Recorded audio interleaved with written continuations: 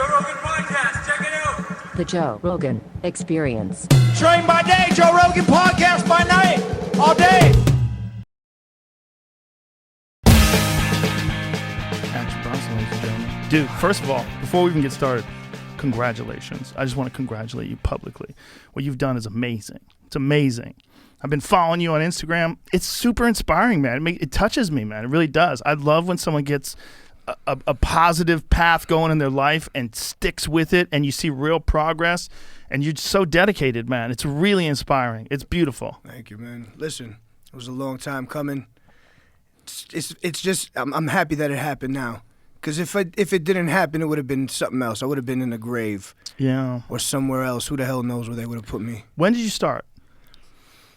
I've been fat my whole life. I've been thinking about losing weight for a long time, for probably about 30 years. But when did you start losing weight? When? Last March. Last March. So Yeah. right around the pandemic. Right when it hit. Literally, right when it hit. My brand new baby and my wife, they were going to go to Colombia to show the child. You know, you have to show the child to the family. And it was around March 10th. We get to the airport. They wouldn't let my dog get on the plane because they didn't have the air conditioning didn't work in the galley or whatever that is. So we turned right back around and went home. And that's the day shit hit the fan. I was supposed to go on tour a week right after that. Everything done. I knew it was all going to be done. I was talking to my agent. He was like, yeah, this shit's going to be fine. Don't worry. They're going to still do the show in Hawaii. I was like, nah, watch. This shit's going to be fucking done. So bottom line is... Why'd you think everything was going to get shut down? I don't know. I had a feeling. Intuition. I had a feeling that this was just bigger than what it was. Mm. You know, than just... It just seemed fishy. Just seemed fishy. Yeah. So pretty much, I mean... To get the dog onto the plane, we had to put her on the scale because she was a little overweight. What's overweight for a dog? I'm not really sure. I think she looks great. What is overweight for a dog, though? How do they decide that? Like, I used to have a dog that was 140 pounds. Was he overweight? I don't think so. It's just jacked. This is that's all I think. If you're at a certain weight, you're just jacked. This dog is an English setter, supposed to have a little waist. And listen, she lost it a little bit. She lost herself. She's living in Brooklyn now, you know. She's not back where she's from. Exercising. It's different. Yeah. She's eating different foods. Right. Her metabolism changed. Right. So I don't blame her. So I dealt with it. You fed her. I feel her. And then I started losing weight because of her, because we both got on the scale. And I was like, what the fuck is going on? What was the highest? 380 something. Holy shit. It was despicable. I didn't look it though. Holy I looked about shit. 350. A fucking round ball of fucking meatball. Yeah. I was a fucking meatball. Well, what was your health like? Like, what did it feel like walking around like that? Because this is the thing, man. People love to talk about like fat shaming. Yeah. And I know it's not good to make people feel bad, but You have to. But that You have to shame me. I was shamed Yeah. into this for sure. it's unfortunate that you have to make people feel bad to start getting them to change. But sometimes, whether it's a person doing that to you or you just looking in the mirror and you feeling bad, that feeling is just reality. That's what that feeling is.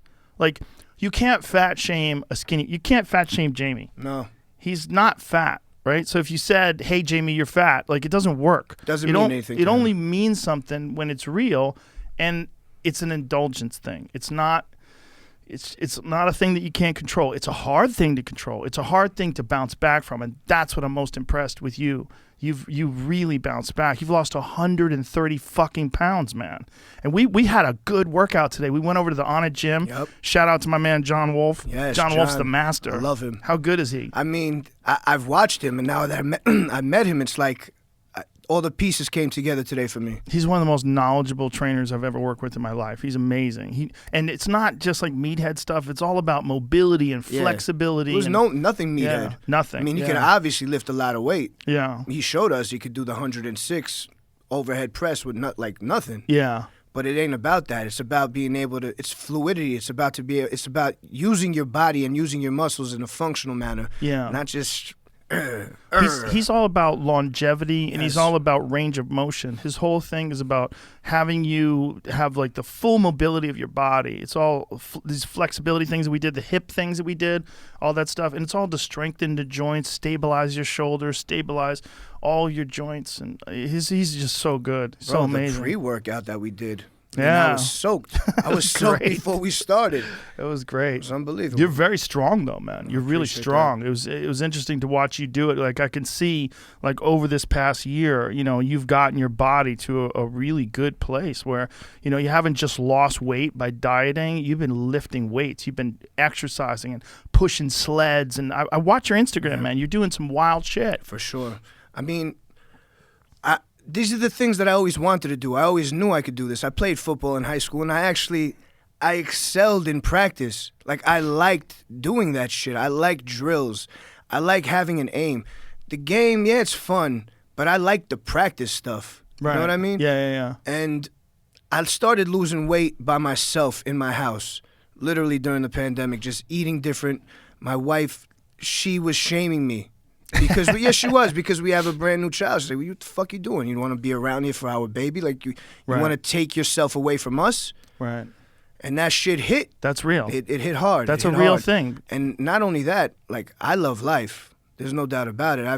I've been going so fast for the past 10 years that I haven't really enjoyed myself. So this forced stoppage allowed me to really reassess my happiness. And I've regained everything, It's not just fucking work, next thing. Of course, I'm an artist and my mind is always all over the place. I'm always thinking about something, But this slowed me down. It allowed me to spend every moment with my brand new child, Yeah. It's fucking, it was something that I didn't know I needed, but I needed that. Yeah. I needed it. And to regain my health, like, in this manner, man, it's, like you said, I don't want to just lose weight. People could get the surgeries and all that shit. That ain't for me. I'm a worker. The problem with the surgery, like hard work. The surgery can help people, but it messes you up. And here, one of the things that happens is it diminishes your ability to absorb food. You can't have as much food, and it's harder for you to absorb nutrients. I would never do that. Yeah. That was just never in my cards. It was never for me. Good for you. Yeah, Good hell no. Because I knew I did this to myself. Yeah. I have to fix it. Yeah. And I'm dedicated, Like, I was talking to my boy, like, me and CC Sabathia were friends, and I was talking to him for a while. We would just text back and forth because he was a fat bastard too, and he changed his shit up. And we would just talk about how we want to be fucking jacked. We just want to be, we want to get, strong and shit. And he put me on to my trainer that I was working with, Dave Palladino. And Dave is kind of, he's like an old school meathead from the Jersey Shore, and I fucking love that. So we clicked, yeah, because I could have met somebody else and it wouldn't have clicked. Right. Like, I've worked out with other people, but it just wasn't. I almost don't want to let him down, Right. Like he's like he's in The Sopranos or some shit. I swear. Maybe it's in my mind, but I have to. But it works that way. Right, I know what you mean. Yeah, he was showing me all. He's like fucking Joey Diaz, Yeah. but jacked. I swear, that's who he is. That's what I was thinking about. I was like, yo, that's who this fucking guy is. Exactly him. He has the stories of the shore. He used to bounce all the clubs with the fucking fanny pack and the fucking. I don't want to mention what else, but listen. He put me on to different types of training. He didn't just start me off with meathead stuff. We did the sleds. We did the torturous shit, the skier, the fucking, all that, the stepper. Oh, my God. The fucking, that shit is torture, but I love it. That's awesome, man. Yeah. It's so beautiful. It's one of the things that makes me most happy in life. I love people succeeding. I really do. It makes me so happy. I don't know why. I think when I was a kid, when I was real young, I started teaching Taekwondo when I was probably like 16-ish, somewhere around then when I started teaching, and I really got into it because it helped me get better. But I also had a few students that went from white belt and they graduated and got higher belts, and I took them to tournaments and I had them win tournaments, and my God, it made me so happy. That feeling is unbelievable. More happy than myself, because with myself I would have conflicted feelings. like hurting people is a weird thing. Like it gives you conflicted feelings. Like you're happy, but you also feel real weird because that could have been you. And you see this dude writhing in agony. It's very strange. But when someone else that you train goes and succeeds, it feels good. It feels really good when you watch them improve. So like I maybe that's where the seed got planted. But I fucking love when people succeed. I love it. It makes me so happy, man. Because you're that type of guy. You know, you're not a fucking hater. There's haters out there that don't want to see anyone succeed. They just want all the success for themselves. No, I'm the opposite of a hater. Yeah, exactly. I'm a lover. Yeah, me too. I seem like a hater sometimes because I say hater shit, but I just do it because it's funny. Yeah. I'm like my you're soul, amusing yourself. Yes, my soul is positive. I'm very much a person who wants to see people do well. It means a lot to me. It really does. When I see someone like you, that I know how hard it is to lose 130 pounds. I mean, I've never had to, but I could only imagine. It's fucking hard. It's fucking hard, and it's a long road. It's not an easy road. It's not like just hold your breath for an hour. No, it's a long road. It's a grind, and it's hard to see success because it comes in these tiny little steps. You get these little tiny increments, but I've watched those tiny increments of yours on Instagram. I watched it, and I was like, look at him go, look at him go. Right? And then I saw you shrinking. I'm like, look at him go. And it's every fucking day, man. You know, one of my favorite videos of yours, you had this crazy workout, and then you cook steaks at the park. I loved it. That's my favorite shit. That's how I reward yourself. That's my life. Yes. You know, I always have the barbecue in the trunk of the Cherokee. Always. The Jeep Grand Cherokee is my car. I've been driving that fucking thing forever. I love that car. You got the Yeti thing in the back. Pack all the stuff that I need.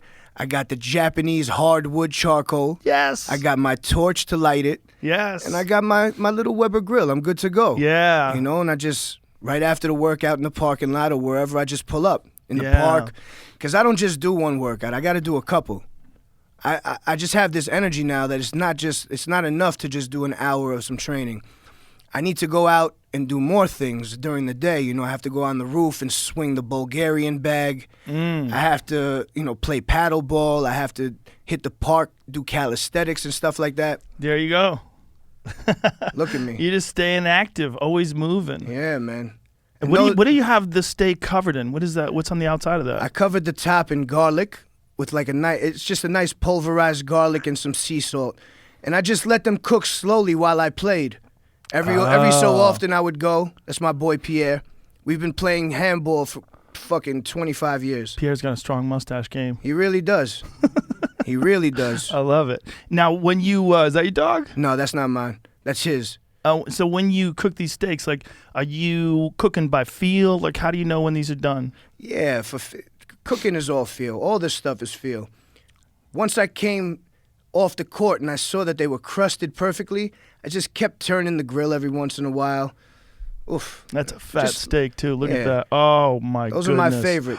Look at that. Oh, look at that. Look at how perfectly that's cooked. Oh, that's amazing. And that's my favorite steak right there. I love and you douse it with extra virgin olive oil, of course. Look at the salt. Oh. I hate to say plug things, but that's my olive oil right there. I do olive oil collaborations. Plug the shit out of your olive oil. And where does one get it? There's going to be one coming out soon from Tuscany. Fuck That's Delicious olive oil? No, it's just a collaboration with Grove and Vine times Action Bronson. Fuck isn't really you can't really fucking sell it. Yeah, you can't sell fuck. Could you put like an asterisk over the You can, U? but it still doesn't really work like that. No? It's fuck. Yeah. Isn't that weird? I think it's ridiculous. We're all adults here. Can't we say fuck That's Delicious on people a love bottle that. of olive oil? Yeah. People love it. Yeah. I want it to be on everything. Yeah. Underwear. Well, it's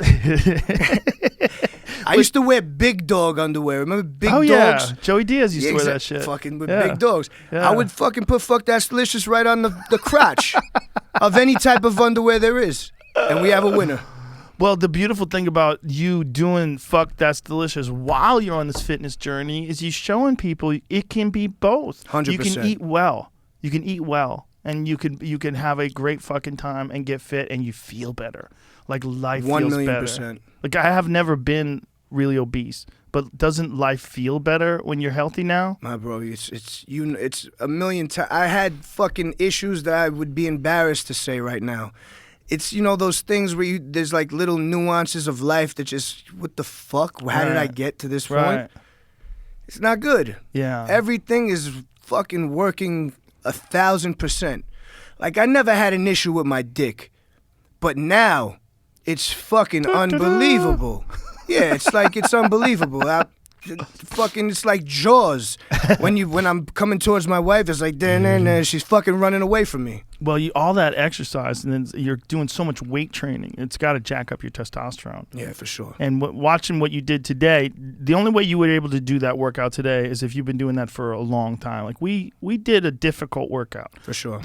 Especially that shoulder plex complex with the rows and the squats and the cleans and all that stuff that John had us doing. That was real work.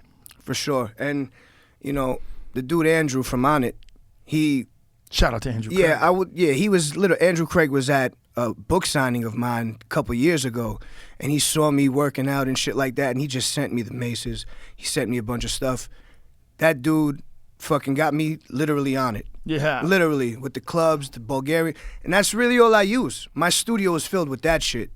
I go to the gym for the things I can't do, like chest work and other stuff like that, you know? But I do a lot of kettlebells and a lot of swinging of the mace and Indian clubs at the studio and on the roof of the studio. That's awesome, man. Yeah. That's my favorite stuff to do, the mobility stuff. Right. I love feeling static strong, you know, like squats and fucking deadlifts and all that stuff. But this is equally as satisfactory. Yeah, I love kettlebells because of that. Because you're moving, you're doing a lot of things. I love like kettlebell flows. It looks cool. Clean, press, Yeah. lunge, squat, all that stuff. Yeah, it's fun. That shit looks cool. It does look cool. It does. Yeah. That dude who was doing the maces. What was that dude's name? I'm not the sure. mace guy. Hold on a second. Let me find it real quick. That dude who was doing the maces at the gym was a beast, man. He was killing it. Yeah. Yeah, I mean, when you could flow with those things, it's like dancing. It's like salsa. I don't know. I don't have it written. Shit. He's very good. Shout out to him, though. Whoever that dude is, he was a beast. The guy with the mace flow. Yeah. John Wolfe is a beast with that shit too. I mean, with the clubs and the maces. He and all that shocked stuff. me. Yeah. I like John Wolfe a lot. Well, it's that what he's doing. The great thing about it is it's applicable. Like the strength that you get from that is really good for martial arts. It's really good for jiu-jitsu in particular because you're forcing to use your body all as one unit. You know, all of his stuff, and it also was like. It increases your longevity because you're stabilizing joints and you're getting range of motion strength and all kinds of cool shit you can do with that kind of strength. You know? That's why it drew me. All these new apparatus drew me because I can't fucking do traditional things because of my little impingement in my shoulder. But all these different flow moves and swing, I just love it. Well, your shoulder mobility is, there's a little bit of an impingement, but it's pretty good. Like I saw you were pressing 65 pounds with that left arm. Yeah. You just need to get something done to that. Go find out what the fuck's going on with it. And like I was telling Should I find out before or just go for it and then see? You should have an MRI. Yeah? Yeah, it sucks. You're going to find out what's wrong. There's probably a bunch of shit going on in there. But from a guy who had a full-length rotator cuff tear and it was healed completely by stem cells. And what we can do here in America is nothing compared to what they could do in Colombia and what they can do in Panama. Like Dr. Neil Reardon, who's been on the podcast before, he runs a clinic down in Panama. I sent my mom down there twice, and it did wonders for her. And I've had some other friends, a lot of fighters I know have gone down there, and a lot of fighters are going to that bioaccelerator place that you talk to them. And see, the thing is about America, there's good and bad, right? The regulation's good because it keeps people from robbing people and ripping people off, right? It keeps people from doing things that aren't completely safe, but it also keeps people from doing things that they know are effective. And people have had massive results over in Colombia and in Panama because they have an accelerated program. I think there's one in Tijuana, too. I think they're doing it in Tijuana now, too. A lot of guys are going down from San Diego and just driving over there and getting it done there, too. The thing is with TJ, bro, he's fucking lots of crazy shit going on. Yeah, but it's TJ. my friend Ed Clay, who's an American, who's running it down. I know my boy got a fucking... What happened? He got an Achilles tendon surgery in fucking Tijuana, and he can't... He's fucked up right now. He can't walk? They botched him. They botched the Achilles. Oh, no. So I don't I've seen horrible things go down in TJ before. I couldn't imagine putting fucking some sort of health into me there. Yeah, I You would go go there there for sin. I'd go there for braces. True. Something like They do good teeth. They do. It's true. I think it depends on who you're going to, you know? The thing is, it's always that. Tijuana is a sketchy place right now, you know? Anything on the border is just, it's great and it's terrible at the same time. There's a lot going on. It's heavy. Are you vaping now? No smoking weed? It's just that I have this vape. Right. I didn't want to bring the big glass contraptions on here, fucking torch up. This is just for on the go. Are you vaporizing now and not smoking blunts anymore? Yeah, I only vaporize hash. Oh. The purest hash around. I'm vaporizing it all over. The last time you were here, you smoked a lot of preposterous amount of weed. Because I took pictures of the ashtray and put it on Instagram. Oh my and people God. were like, that was just him? That was just him. Yeah, like, man. I didn't was keep an up animal. with you. I was an animal. The thing is, I'm animalistic with hash. Oh, yeah? I mean, when you look at a High Times magazine and you see all those little, the little furry molecules, that's what I'm smoking. I'm not smoking the rest of the actual green. We're just smoking the furry molecules. Just the THC crystals. Yeah. Just those globules, those oil glands. You know how they have those boxes that kind of sift? They have those little nets in it, and dudes would put the weed in, and then the bottom of it, you'd get the shake, and it was just pure That Keith, THC. Yeah. old school. Oh, my God. And you put that shit in the pipe and go straight to the my moon, God. like this, like a rubber band.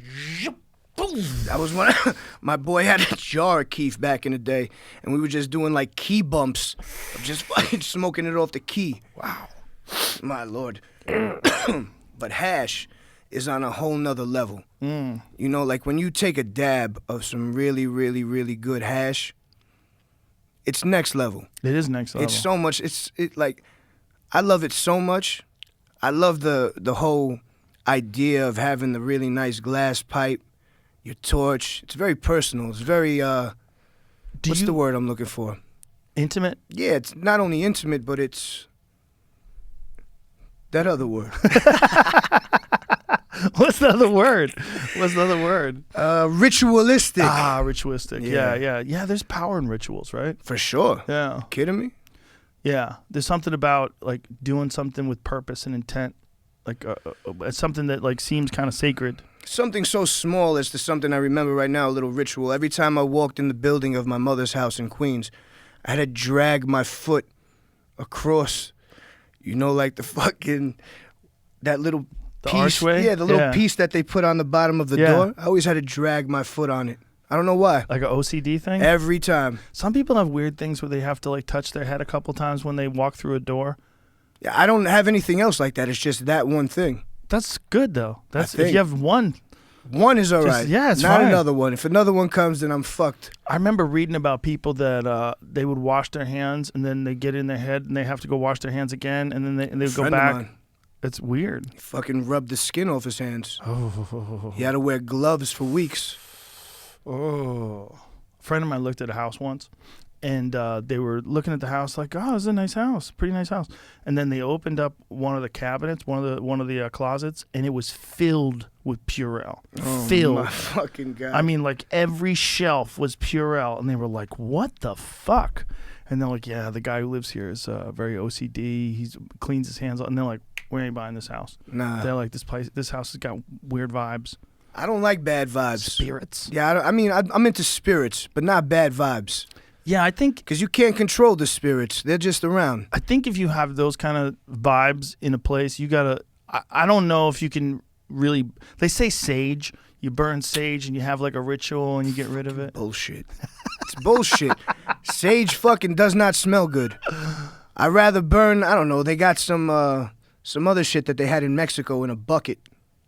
And they In a were walking bucket? around with it and it was fucking crazy. It was taking all the flies away. Well, That's better. do you know why they've always done that with sage?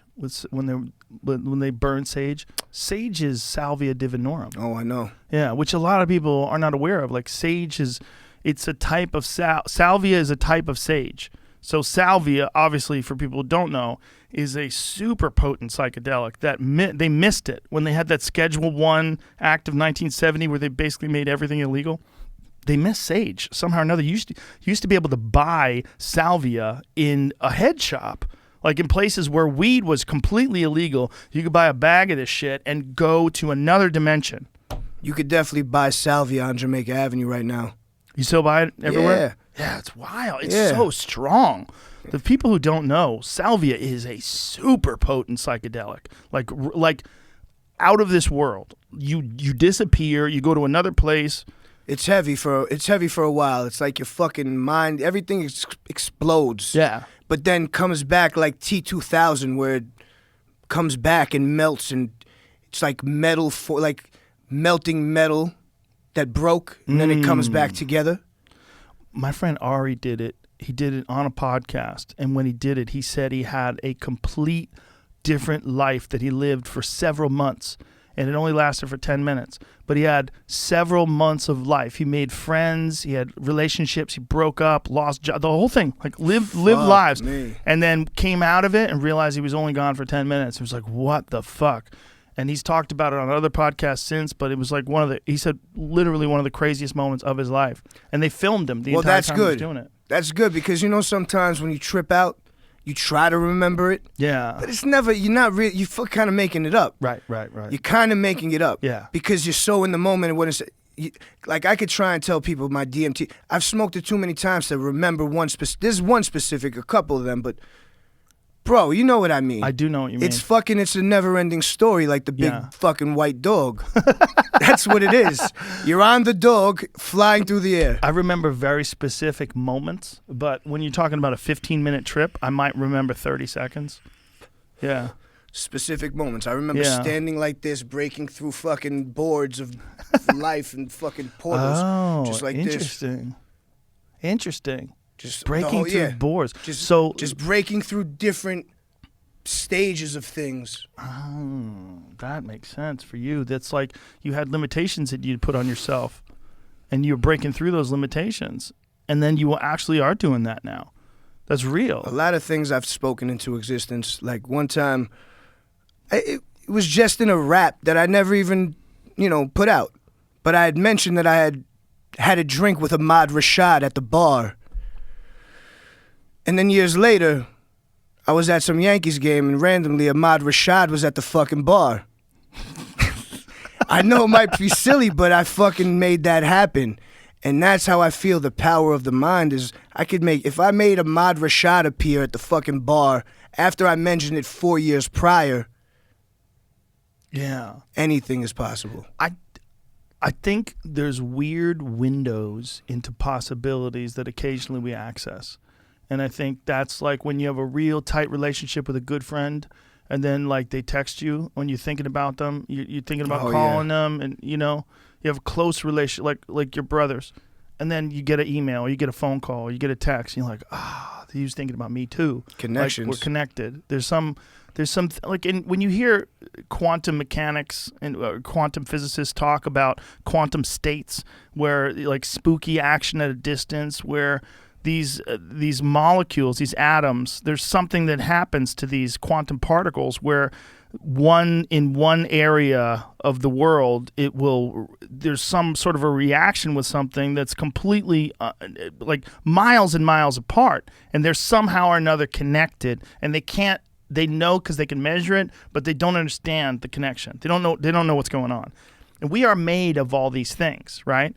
And so if you can observe this at the quantum level, which is this incredibly small level that you literally can't see with your eyes, if you can measure this and know this, then why wouldn't we have some strange, or why wouldn't it be possible that we have some strange connection with each other, some strange connection with life that maybe doesn't totally make sense, and you can't teach it in school, you can't put it on a scale, you can't measure it with a ruler, but there's something there, and we can access it occasionally. Occasionally it comes into focus, whether it comes into focus through a dream or through inspiration or when you achieve a higher state, like a higher state of life. There's connections that people have with each other they're different. There's levels to those connections, right? Like the level of connection I have to my wife is very different than anybody else I've ever known. The level of connection I have with close friends, it's very different. It's very different. There's levels of connection. For sure. Right? There's something happening there. What is it? It's not just like intimacy. It's not just getting to know each other. There's like a bond that people have. It's literally in nature. Yeah. It's embedded in you and that other person that you guys are meant to attract. There's something there. There is something, because I don't know if I'm sure you've done this, but like the regression, like past regressions and stuff and past lifetimes and shit like that, where my wife talks to some fucking Colombian woman, some espiritu, fucking Colombian, who the hell knows, and she's, passed on knowledge about how we've known each other for fucking 100 lifetimes, literally in all kinds of different forms. Whoa. And now this is the lifetime where it's finally meant to really like connect and fully bloom. We've waited 100 lifetimes to bloom, and this is the one, according to that lady. I would say in that Colombia. if I was that lady, I would say that just because I want your money. I don't think she's paying her. She's not paying her. Not at all? It's like a stage. It's like an internship where she's fucking learning spiritual shit. Yeah. I think there's people that know things. There's people that get a feeling. The problem is, Listen, I think there's a lot I of know people it's that all don't. about the fucking money too. Yeah. I always reference Steve Martin, Leap of Faith. You know that movie? I don't remember. He's a big tent revival guy. He's like a fucking pastor in the big tent revivals. And they're just bullshitting, they're feeding him things, and he touches the woman and she starts fucking freaking out. It's my favorite shit.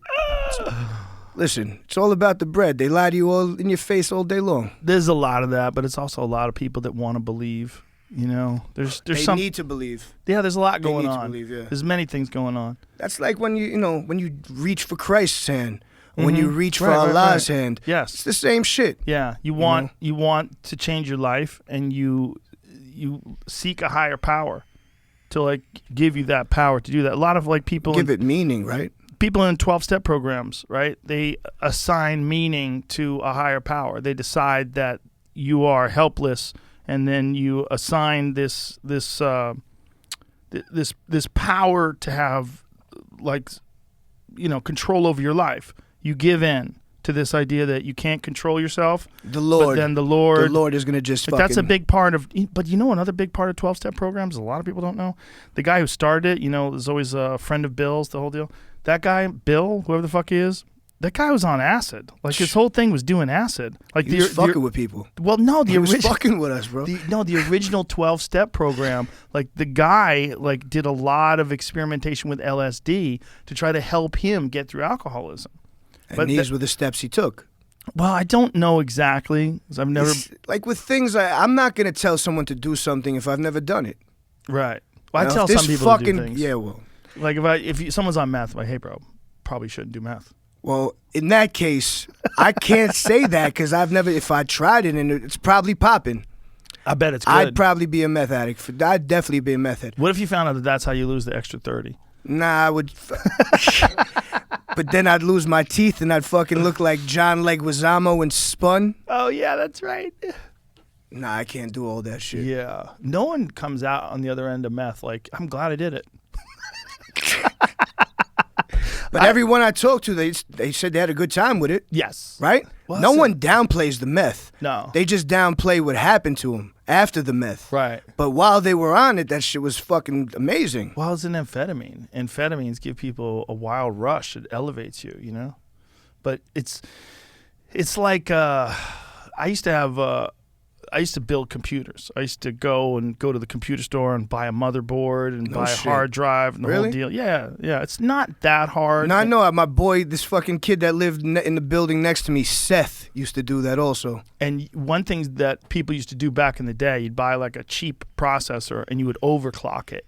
So you'd put a big heat sink on it, and a fan on it to cool it off, and they would take back in the day, it was this was before, what was it like, Celeron processors, Jamie? You remember those days? You were putting fucking turbo. Pentium Yeah, processor. yeah. Pentium 1? But the Celerons were like the cheap ones, and a lot of guys that ran gig.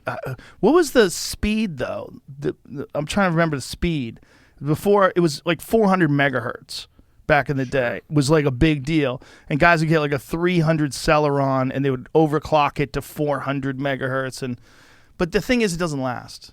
It's like, and I think that's the same with meth. It's like when you're redlining your engine, you could do it for a little while, but it doesn't do it for that long. You'll crash. It's like going to crash. Computer. Like meth heads. Yeah. Yeah, they all eventually just like, you're like this all the time. And you start hearing voices. And you start seeing things. But I bet the first few is pretty fucking good. It's exciting. Yeah, I bet you get a lot of shit done. But drugs are fucked up in general, man. Like, I just want to say rest in peace to fucking DMX. That's a sad one. Rest in motherfucking paradise, man. Did you see the video when they were getting his body out of the hospital? Nah, it's pretty. I wanted to tell. Pretty amazing. The fans outside were playing his music while they're driving the car with his body out of the hospital. I believe it was in White Plains. It's wild. That's crazy. Just rabid, filling the streets. I wish I was able to tell him this story I'm about to tell you, because this is fucking real deal, and it's like, he means so much to my family. It's crazy. It sounds nuts. Not only did I grow up on fucking DMX, I love DMX, but my wife was in fucking labor for 18 fucking hours, and she had the doula there. I told you they're on some spiritual shit. A motherfucking Peruvian flute playing for 17 fucking hours straight. The Peruvian flute music. I want to, the what one does where that sound like? They came into my 6th grade class and we made a fucking flute. 17 hours in the Andes, the ones that, bro. She starts freaking out. I'm like, yo, listen, we have an hour left, or we're gonna have to do a C-section or whatever, and she's no fucking chance. So, turn the fucking Peruvian flute music off, and I put fucking DMX on. Stop, drop. That motherfucker jumped out of her. I swear on everything, it's on camera. It's on film. As soon as the Peruvian flute music stopped, DMX came on. He fucking heard the dog, and he came out. He just jumped out. It's amazing. It's just it hurts my fucking heart that I was never able to tell him that. Oh man. Like, man, it's like the crazy. The doctor was going nuts. He was freaking because everyone was just fucking sick of that shit. Everyone, I wanted to jump out. Right? I wanted to jump out of the window from the music. I was laid out on the floor, farting. Yeah, because I had hospital chips. Oh no, hospital chips. God, but that's they shut down Flushing Hospital for us. Nice little area. It was beautiful. And so it just changed the vibe of the room. Man, he fucking popped right out on everything. Like, man, it's on camera. I can't make that up. Nah, not on. That would have been a good one. But he came out on the hit, stop, drop, shut up down, open up shop. Whoop. He had some fucking jams. He had some fucking jams. Nothing but heat. And what a voice. It's the man. What a voice he had. It's the dog. It's the fucking drugs, man. It's fucked up. It's taken. Up. You think about all the great artists that have lost their lives because of drugs. I mean, it's astonishing. And you go over it. All the musicians, so many musicians. But artists are touched, man. They're the ones that are the most vulnerable to drugs. They're touched. There's a lot of pressures and lots of self. Yeah. You pretty much put it on yourself when you become, because some people don't know how to handle it. I've always been told that I'm good at it. Like, I'm good at being who I am because I'm me. Yeah. I don't fucking get nervous up there. I don't overthink. I'm just, you know what I mean? You got a good vibe. I'm just vibed out. I'm not worried about all these things everyone. Putting a fucking chain on my neck doesn't excite me.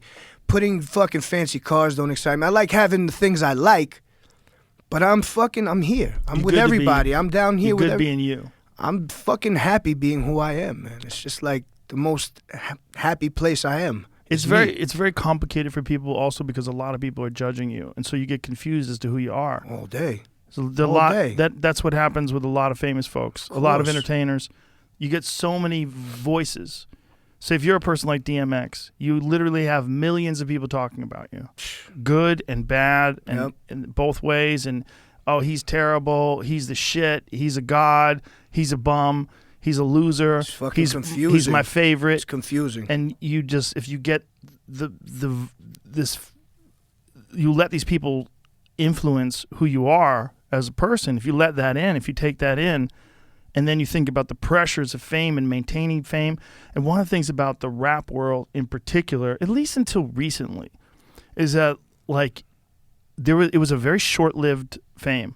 And there was something about guys when they got to a certain age where nobody wanted to hear from them anymore. You're right. There was a lot of them like that. Now it's changing. Like now, you're seeing like Snoop is he has more longevity and more relevance. It's unbelievable. He's the best at it. He's so good at being him. He's so good at being him. That's it. That's what people love him for being him, and he's him to the fucking max. Yeah, everyone knows who Snoop is. He knows who Snoop is. Like, he was the best part, other than Jake Paul's knockout punch. He was the best part of that whole pay-per-view thing. It was funny. just listening to him talk and watching him, do commentary. And then when him and and Too Short, and who was the other dude was with him? There was 4 dudes. Ice Cube. Oh, they made like a new West Side Connection? Yeah, they call it Mount Westmore. Oh, yeah. I think it's Ice Cube, E40. That's it. That's it. It was great. Snoop and Too Short. But Snoop, I love Too Short. I love Ice Cube too. I mean, they're all amazing. Snoop is Ice Cube's old shit. Yes. Oh my fucking god, that's unfuckwittable music. Yeah, like that music is He played "Today Was a Good Day." That was part of the performance. God. He played that. It's still good. It's still relevant to this day. I mean, you got to go back. Ice Cube's from fucking '88, man. He popped in '88. That's crazy. He was famous in 1988. Just stop and think about that, dude. That's 33 fucking years ago. That's nuts. 6 years old. That's nuts, right? And he's still doing it. Man. And when he goes up and he starts singing "Today Was a Good Day," everybody gets excited. But in the early days of rap, that was not the case. In the early days of rap, when unless you're a legend, unless you're like one of those like a Snoop type dude, it's hard for guys to maintain. There was something about guys getting in their 40s. People didn't not want to hear them rap anymore. No. Yeah, there's definitely a time limit on rap, but I think that's changing. But people like Jay-Z, who we don't even know his age. He's like a fucking Cuban baseball player. We don't know. He's like fucking Yoel Romero. We don't know. We don't know what age he is. He's Jay-Z, and he can literally rap forever, and it'll be relevant. Like for me, Cool G Rap could rap forever, and I would love it. Yes, I would love to hear it any day. I'm so glad you brought up Cool G Rap. He's my favorite of all time. I love that man. I've sat in a room with him while he rapped, and I rapped at the same. It was like mind blowing shit. Like I'm doing a song with G Rap. Like I was crazy. He's another guy. Like I was a big fan of his in like '91. Like when was he around? He was like 91, 92. I remember I was in, 5th grade, and he was playing basketball in the park by my house, and I had him sign a napkin. He was in a suit playing basketball. He was wearing a fucking suit. A lot of people forgot about him, and that's unfortunate because Cool G Rap's a fucking amazing talent. That song, Cock Blocking, to this day, that's one of my favorite songs. That's a great song. I mean, that was from the XXX era. Yes. The Talk Like Sex. Man, the rappers now, it's not that it's gotten much younger. Yeah. The age, it's 13, 12-year-olds. That's who likes this music. Mm-hmm. And then there's like tiers, there's like there's shit for everybody is what I'm saying. Yeah. There's tiers, but the thing that's the most overwhelming is the young boys. Yeah. Young rap, that's all they do. Well, you know what I love right now? I love what Lil Nas X is doing. I love how he's freaking everybody out and getting under their skin. Yeah, I mean, he's just fucking latest video. He's like Lady Gaga. He's just shocked. It's like shocking shit. Well, when he gave Satan a lap dance, because here's what's happening, man. My kids, when they were young, when Old Town Road came out, in their fucking grammar school, they were singing it. They were all singing it in school. Like, kids loved that song. So here's this dude who's this young, wild, gay dude who's singing this song with Billy Ray Cyrus, and it becomes this gigantic fucking hit. Billy Ray Cyrus looks fucking crazy. And then the next thing he comes out with, he's selling sneakers with human blood in them. He's giving Satan a lap dance. Oh my God! It's just crazy that I even know about these things. Everybody got so confused. Everyone I was knows. cheering. I was like, yes, yes, I love it. He was like, look, we gotta flip the switch on this thing. We can't have this. We can't have this. We can't have these. I can't be just singing for little kids for the rest of my life. We gotta get crazy. Fucking little Nas X, bro. Yo, it's fucking unbelievable. And it's the courage that guy had to do that. It's Because he had to have a lot of people in his ear telling him, no. Listen, we got a big thing going on here, little Nas X. Oh my We've got a God. really, really important product. Could Your only brand. imagine. We got to work on your brand. We got to work on your marketing. We're elevating your brand. Come on. You could be a huge act deep in your 30s. And then maybe when you get older and you want to do some crazy shit like give Satan a lap dance, maybe you do it then. And then you do, yo. But not now. Listen, man. Little Nas X. Excuse me, Lil Nas Lil. X. This is not the time. The voice that you're putting on as the executive is exactly the fucking voice. I've been hearing this shit for so long, man. Fucking cockamamie people. It's unbelievable. Well, those cockamamie people will get in your life if you need them. Yeah, no, there's no doubt. But they were in my life for a little bit, and then they left. And that's the way it is. They were in my life for a little bit too. Yeah, you leave, you come, you leave. Yeah. But Listen, please go. Don't come. I Go. get it from their perspective. They're not of this world. They're not of the world of you and I, of performance. They don't understand what it's like to go on stage and get wild. They don't get it. No. They don't know how to write wild shit. You No. write wild shit. Yeah, they have no clue. If you like ran your lyrics by them and go, hey, come here. This is what I'm thinking of saying. Sometimes I read that shit back and what the fuck is wrong with me? Exactly. Like, it's all about trying to make myself laugh. Yeah. You just think of the craziest shit, man. That's really what makes... Or make people like me laugh. Yeah, exactly. Yeah, but that's if the I'm thing. laughing, you're laughing. Yes, exactly. I write for wild people, and I hope other people go along with it too. But I'm writing for wild people.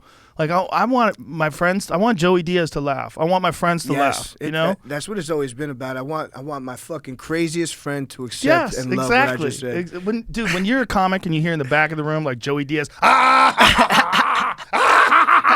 when he's dying, you're like, yes. And That's how you know he'll you're grab you. killing. He'll grab you and fucking shake you after, you crazy motherfucker. What'd you do to me? What'd you do to me, Joe Rogan?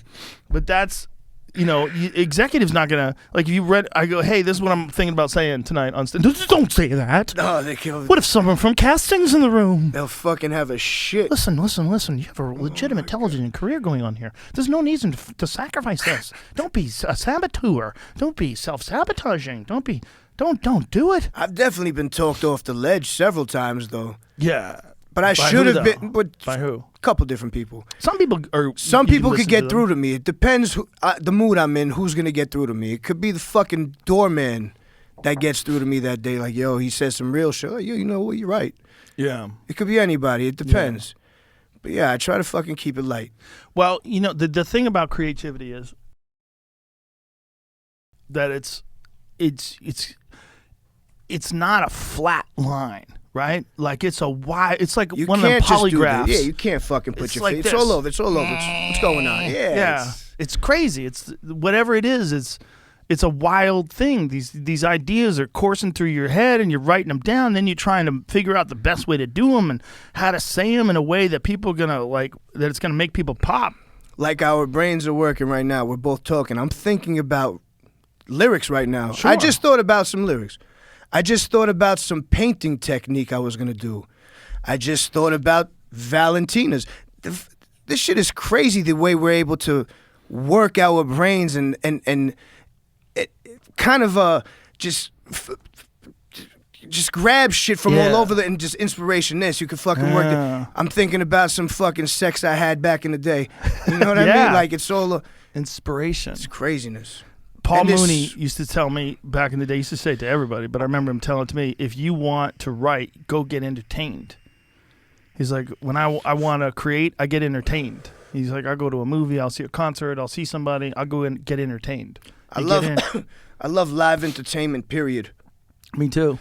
Yeah, me too. I particularly love things that I don't do. Like I love music. I just love. I don't play an instrument, so when I see a dude can jam on a guitar, I love it. I love it. I just love watching. I like that too. Yeah. I like being in the midst, or just like just emceeing while these dudes fucking play sick like jazz and shit. Did you ever they don't need listen me there. to the brand new Heavies when when they had that thing where they did one with Cool G Rap. Really? Yeah. Brand New Heavies did a rap album, a collaboration album with multiple artists. And they had G-Rap on it? Yeah, Heavy Rhyme Experience, I believe it is.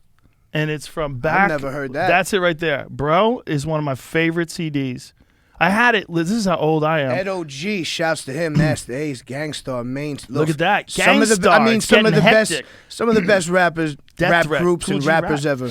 Bro, that Gangstar. Main Source, bro. Come on. Yep. This is next level shit. Grand Poobah was Black one of my Sheep. favorites. State of Yo. But that It's Getting Hectic by Gangstar. I'm a giant Gangstar fan. That is Gangstar's phenomenal. phenomenal. Guru was one of the most underrated rappers. He's man. amazing. His voice, everything was When he next died, level. that was very sad for me. That Because was, it that was- was a bummer. No one knew. No one No. knew. I didn't know he was sick. No one knew. It just kind of I guess he hit it. Yeah. He didn't want to tell anybody. Well, it's like Chadwick Boseman, when he died too, the Black Panther dude. When he Yeah. died, no one knew it was Yeah, coming. that's fucking crazy. He had too, gotten right? sick. He had gotten sick, and he was all skinny, and everybody was making fun of him for being skinny. They didn't I realize saw the guy that. was dying. That's fucked up. But the thing about People get Guru, made fun of so goddamn much on the internet for it's fucked up. It's natural. It is natural, but it's fucked up because You know what the problem is? you feel bad sometimes for the person. This is the problem. The problem is it's in print, and everybody could read it. But it's what people normally did. Like Louis C.K. said this to me, and it made a lot of sense. It like resonated. I'm like, oh, okay, that makes sense, because it's just talking. Like people talk shit. They say things. People have always, oh fuck that dude, oh that guy's an asshole, or that But guy's it a just this, goes past you and it because just it's words. in and out, and it goes away. Yeah. But when they write it down, and then other people read it, and then people retweet it, and then other people they add on to it, and then you got thousands of people that are saying the same thing. And it doesn't necessarily mean anything more than when someone would just say it when no one's around. It's true. But that's why, the 4 agreements. Do you know that? You ever heard of that book? Mm-mm. I think they made it 5, right? It's pull up that book, because it's a really interesting book. And I'm going to say this as a person who's very flawed, and I don't always follow these 4 agreements. But there's real value and there's real wisdom in this. It's Don Miguel Ruiz, and the 4 agreements are: agreement number 1, be impeccable with your word. So that means, like, don't say fuck that dude. I mean, sometimes I'll say fuck that dude just because it's funny. It's a funny thing to say, like someone who's amazing, and be like, fuck that dude. Of course. That guy sucks. Like course. but it's just because Cheeky. but everybody knows it's not real. I'm being silly. Like, I love them. Yep. Or don't take anything personally. That's agreement number 2. It's hard to not that's take rough. things personally. That's tough. But if you can do that, you will be way better off. You will be way better off. Number 3 agreement, don't make assumptions. Don't assume things. These are the valuable agreements in order to live a more harmonious life. And number 4, this is my favorite, because this one I do. Always do your best. Now, I wouldn't say I do this always, but I, most of the time, do my best. I mean, I do my best as much as I can. I try to honor those agreements. I think, and there's what's the 5th agreement? I always try to do my best, but the other ones are fucking hard. The 5th agreement takes us to a deeper level of awareness, the power of the self, and returns the authenticity we're born with. The 5th agreement takes, what is it? Bye. No, there's a fifth one of those agreements. I figured it Does it just say? The 5th one, be skeptical, but learn to listen. Beautiful. Good. These That's are good. Beautiful. These are They're good. amazing. They're amazing. I It's like so how hard he to revised apply. it. It's hard to apply. You have to be conscious. You have to be conscious if you're doing it and not vocalize. You can Yeah. maybe think it, but if you're thinking it, are you not applying it? Yeah. So what the fuck? But listen to this. If we put this out there and you and I say we are going to try to live our lives by those 4 agreements, in the 5th agreement too, if we're going to live our lives by those agreements, and we send that message out to all you people out there that are listening, you should try to do it too. No one's telling you to do it, but it'll help you. It'll be better for you. It'll be From better what for I'm everybody. looking at, it looks good. Yeah, it'll be better for it everybody. Seems reasonable to me. I'm gonna put that out there. So I'm gonna, like, if people call me out on it if I don't do it, unless I'm joking. Like, Yeah, don't get mad come at me on. for joking, because I joke a lot. But There's got to be a line. be impeccable with your word is very valuable. Always do your best is very valuable. Those things, always doing your best, is very valuable. It's so valuable. If you can live like that, man, you'll be on a better course. You'll be on a better path, and other people will see it, and it'll inspire them to be on a better path. And that's what life's all about. Well, I can speak to this. I can speak to this in the sense that I never followed through with anything. like a long time ago. And now all I do is try to do my best in everything and put my fucking best foot forward. Don't do anything that my heart's not in. Yeah. Because I never give it my all. Yeah. And it's it's not fair to what I'm doing, to that specific thing. Like, there's been situations where I feel I did it for the wrong reason, like just doing it for money or doing it's just not good. It always turns out wrong. It never feels good here. Yeah, but sometimes you have to make those mistakes in order to understand what's the right path. Sometimes you got to go down the wrong path and go, oh, okay, this is not for me. Well, I realize that, and I try to live by those principles, but a lot of things for me is I have to stop over committing to things. I have an issue with over committing. I say yes to something when I really don't want to do it, and then the last second I just cancel. I know what that's about. Bro, I'm a fucking asshole with that. I can't help it. I've done it. It's been 10 years now. Do you say yes when you're high, though? Is that what it is? I'm always high. There's never a situation where it's not high. This is what I do. I used to have those problems with my manager before I said no to everything. Now I say no to everything, but I used to be like, did I say yes to that? And she'd be like, yeah, you said yes to that. I'm like, fuck. Yeah, exactly. I forgot. That's what I do. I forget. I'm like, oh, fuck, it's coming up this week. Like it's this week. I'm like, can I get out of this? Can't get out of it. There's always a way out. You just have to fucking deal with the consequences. But then you feel bad. I always feel bad. Then you're not impeccable with your word. There it is. That's the it. problem. Yeah. And all these things are connected to each other. And that's the problem right there for me. And I'm trying to work on that. Yeah. So like I initially say no. And then I have them ask me 3 more times just to make sure, so I could really dig in to what it is that they're asking of me. Well, at a certain point in time, if you say yes to everything, then you're not saying, you don't have any time for your life. Your life is gone. But think about how many things you said no to. Yeah. Like I've said no to more shows than I've done, I think. You say no. You have to say no. Yeah, after a while you say no. Yeah. After a while it gets to the point where you have to say no. Because also, like, you don't know what you're getting into. Like, you say yes to something, like, well, who's involved in this? What is it going to be like? Like, what's the purpose of this thing? What's it going to be like when it's done? Like, is this something I really want to be a part of? Is this a disaster? What is this? Woo! That's a lot of vape, son. I feel like that's smoke. I don't feel like that's vape. There's no, that's not like fucking Apple vape. You are smoking That's straight weed. up hash. That's what I'm saying. That's like if I was to take one of those blasts out of the pipe, it'd be that. I just Hash had them oil. put it in here. It's Scientists. clean. It's no fucking, but it's not one of those cartridges that you buy and it's like fucks you up, gives you a third eye on your ass. You know what I mean? This is clean. That was full spectrum clean. That's a problem with a lot of people with COVID is people who vaped. You buy cheap vape oil and you don't know how they're making it. And there's a lot of kids that are vaping all the time and they're damaging their lungs. Bro, if there's one thing I spend money on, this is my is what goes into my lungs. Is what the hash. I don't give a fuck about much, but I care about hash. I understand. I'm not even talking about that kind of vape. I'm talking about tobacco vaping. Oh, tobacco. Yeah, that shit's nasty. It is nasty, but it's also dangerous. There's a lot of kids that are out there vaping and they think it's better than cigarette smoking and they're doing a lot of damage to themselves. Well, they're doing tricks now. Once you're able to start doing tricks with something, you shouldn't do it. What kind of tricks? Well, they take the smoke and then they blow it into a big circle and they jump through it and they do all. You never seen this shit? No. It's like fucking champion vape fucking no. acrobatics and athletics. Oh, no. It's crazy. So You're gonna like be breakdance upset. vaping? Yeah, breakdance vaping. Fucking. There's this one, I don't know what to call him, but there's this one dude. He's fucking blowing things all over the place and then he like, yeah, this fucking guy. This fucking, look at this. Oh, this is insane. What is he doing? Whatever he's doing is awesome. It's awesome, but what is he smoking? What is Who that? is this guy? Amazing vape trip. Yo, he just threw a fucking Hadouken. Bro, he's got 24 million videos or million views in this video. Yeah, bro, he just threw a fucking Hadouken with the smoke. Wow. Yeah, How old you is see? this kid? He looks like he's 12. And let's check his How lung old is he? capacity. Yeah, he might be. I don't know.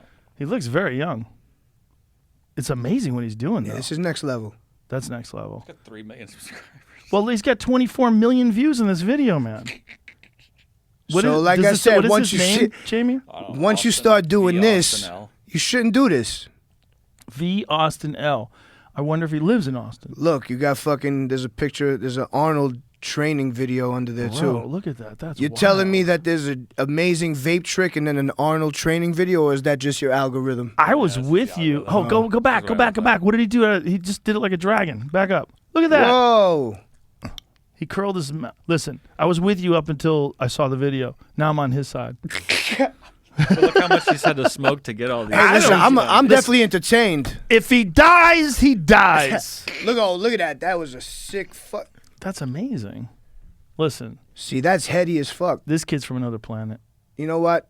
I like it now. Yeah, I'm with him. I'm into it now. He's a magician. Fuck it. Look at this. Come on, man. Look what he's doing. Damn, that This is was crazy. good. The rotation on that bottom All one of was it. nuts. Bro, this guy's Doctor Strange. My lord. When does this Right? end, or does he keep going? Does he have more? He's Benedict We're only halfway Cumberbatch. done. What's his name? Damn, he Yeah, you has a got- lot I of think you fucking said it. moves. Benedict Cumberbatch. Mhm. Is that it? Patch or Batch? Batch. He's Doctor Strange, man. Whoa. Whoa. Come on. No, come on. Come on. This kid's amazing. He has an Evisu sweatshirt on. Meanwhile, take that kid for a jog. Yeah, definitely not. Yeah. If he did what we did today, he'd be like, Oh, come on. There's no chance. He's got pretty good knowledge of wind current. How do you how do you do that? That's a Sam jellyfish. fucking champion over here. Bro. He's fucking weatherman. Look at this shit. This is nuts. Come on. This kid's amazing. I want to hire him for a birthday party. You know what? 30 seconds. Yo, I Okay. swear to you, one of What these else you got? fucking kids would love that shit. These kids would freak out with the phone. They would be filming it nonstop. He's a star. This guy's a star. Yeah, he is a star. This is a celebrity right here. Oh, yeah, in my But this eyes. is, but Documentary. it's fucking crazy what a celebrity is, right? This is a celebrity. yeah, I like this. I now. like it. Austin Lawrence, that's his name. This is crazy. Lots of vape videos. Jesus Christ. Lots and lots of How vape much? videos. Imagine his parents like, stop vaping. Like, Mom, I'm telling you, I'm onto something. Shut the fuck up and stop vaping. My God. Get out of your room. Oh, he's got different color vapes. Oh, what is this? What have we here? It's gotta be Hold super on. healthy. Look at the size of that See now, robot dick I'm, he's I'm sucking back. on. I'm back on it. I'm not right. I don't like it anymore. But hold, please. Look at this. Come on. He's got purple haze. Like legit purple haze. Yeah. Come on, man. As a Hendrix fan, I mean, this is unbelievable. look, he's got green shit. Look at That's the ooze. aliens are going to come and talk to him first. Look at that Look at thing. that I wish I thing. had that contraption for my hash. If you did, you wouldn't be here right now. You'd be hovering. Look at this shit. This is wild, man. Yo, what is that? I have to learn what that company is. I think he built it like a fucking. He built Oh, he's got yellow like shit you did too. the computers. Yeah, look at He him. built the vape. Come on, I man. think look those at are this. all different pieces from different vapes. Do you think he gets pussy from this? No. Yes. about dick? Yes. He does. Yes, he does. Whatever 100%. he wants, he gets. Girls are 100 mesmerized. No, 100% he gets pussy from that because you get it for all kinds of weird things. Yeah.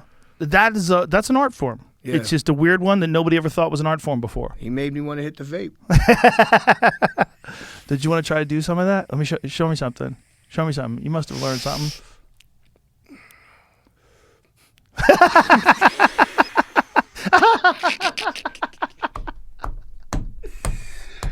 Did it work? You need one of those robot dicks like he's got. Those big fat boys. Those big. That thing was like this. a lunchbox.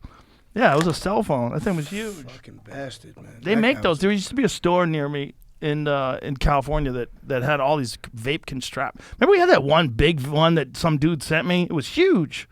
Remember that thing? Yeah, I remember trying to put it together. It was like this. When you have to start putting water together the cup. vape, Yeah. don't send me anything I have to put together. Oh, bro. what is Se- this? I was trying the forced creativity he's gonna have to go through now because he's stuck in. Oh, I'm the because vape he's gonna guy. keep doing this. Yeah, I mean he's gonna get really creative at what he's doing. Which Oh, is, now he's doing special effects though. Yeah, So now I'm a yeah. bit skeptical. this is Yeah, and I after don't it, like but- this. I don't like this. All right. You know how everyone does like collabs now? How many He's does he gonna have on? start showing up in other people's 2.8 videos. million followers on his Instagram channel. He's gonna start showing up in like bodybuilding videos and just fucking in the background of cooking shows and shit. Yeah, he's gonna just add atmosphere. Yeah, he's just gonna be there now. Maybe you Yeah, can have we're him in doing the back of your shows. Like when you go back on stage, Oh my you're on god! stage Now I'm rapping, gonna add he's him. behind you. Yes. What I really wanted to do, I was gonna add in some kettlebell work. He made a Get the Superman. crowd into some kettlebell work on stage. Okay. A flow, Yeah, I get it. maybe a Yeah. mace flow. A nice mace flow. Yeah. That fucking dude in there. You ever thought about cooking on stage while you're rapping? Have a Of little, course. a There's little always- Weber right by the side of the stage. Well, see, I would have Smell to be it in the outdoor. audience. Yeah, it would have to be outdoor with the Weber. Right. You know, Maybe some South by Southwest shit. Do it out here. I would love that. All right. Zilker Park. Let's go. Let's do it. Right. You should do that. Would be something that you literally could pull off, like a gigantic cookout / because as a chef / rapper, like you're a legit chef and a legit rapper, you could do that. You could have a show where people are outside barbecuing and doing music at the same time. Yeah, I wanted to do like a little fest, like a Fuck That's Delicious festival. Have all my favorite people around that cook. Yes. Have amazing acts. Have a little expose on olive oil on different things, like a little class people could take. A little, 10-minute rotating class. Yes. Just like a little fun day. We could shoot the fucking balloon, shoot the clown in the mouth. You have more energy now to do shit too. It's like you'll have more enthusiasm to do shit because your body's healthy. You're right. You know what? When I was on stage at 300 and whatever pounds, I was still good. My lung capacity was unbelievable. Yeah. But I would be chilling in the room smoking all day, sitting there eating. I wouldn't be active. There would be nothing else going on. Now I fucking want to do things. I'm bringing my bodyboard to Portugal when I go to the show because I'm going to fucking shred. There's no doubt about that. Like, I'm in the ocean when it's snowing. Like, Freezing cold. I saw don't- that. my man Will Scootin, he has this spot in the American Dream Mall in Jersey. It's like that mall in Minnesota, the big one with the roller coasters and shit. There's a water park in there. Look at me catching shade right there. That's I'm crazy. fucking tubular right there.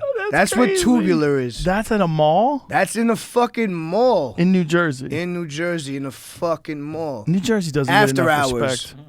After hours. That was probably like 11 p.m.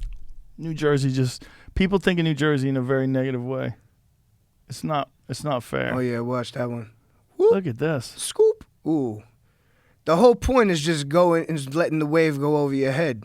You think you're eventually going to move to surfing? Nah, I'm not made to stand up. I'm made to lay. Yeah, I'm made to go head first, man. I'm head first. Yeah, but you do I'm like a fucking crocodile. Straight up. I'm El Cocodrilo. Did you see that video of this fucking idiot who's got food in his mouth for a fish? And he's dangling it into the water, and the fish jumps up and hits the food and knocks him out cold, and he falls in Nah. the tank. No, like a fucking arapaima. Yeah. Who has That big it? ass fish. I think Robin Black has it on his Instagram. I got it fast. Bro, it's the most ridiculous shit ever. Look at this. Look at this. Look at this. So this dude is in there. Watch this. The fish, bang! Look, bro, he's out cold. Bro, that is like a fucking arapaima. That's a catfish, right? What was that? An arapaima is an enormous fish. He was he was joking fucking around. He was fucking No, around. he said he was knocked out. No, did he? That's what he said. He said I got knocked out. I watched the video a few times to see what the Do, fuck do it And one then more he time. woke up underwater? Do it one more time. Oh, this is every wheel kick Oh, yeah, finish in the this UFC. one's a tough one. Here it goes. Watch it one more time. Nah, man, I'm telling you, he ain't faking it. He went stiff. Yeah, I don't know. yeah, he woke up. He woke up.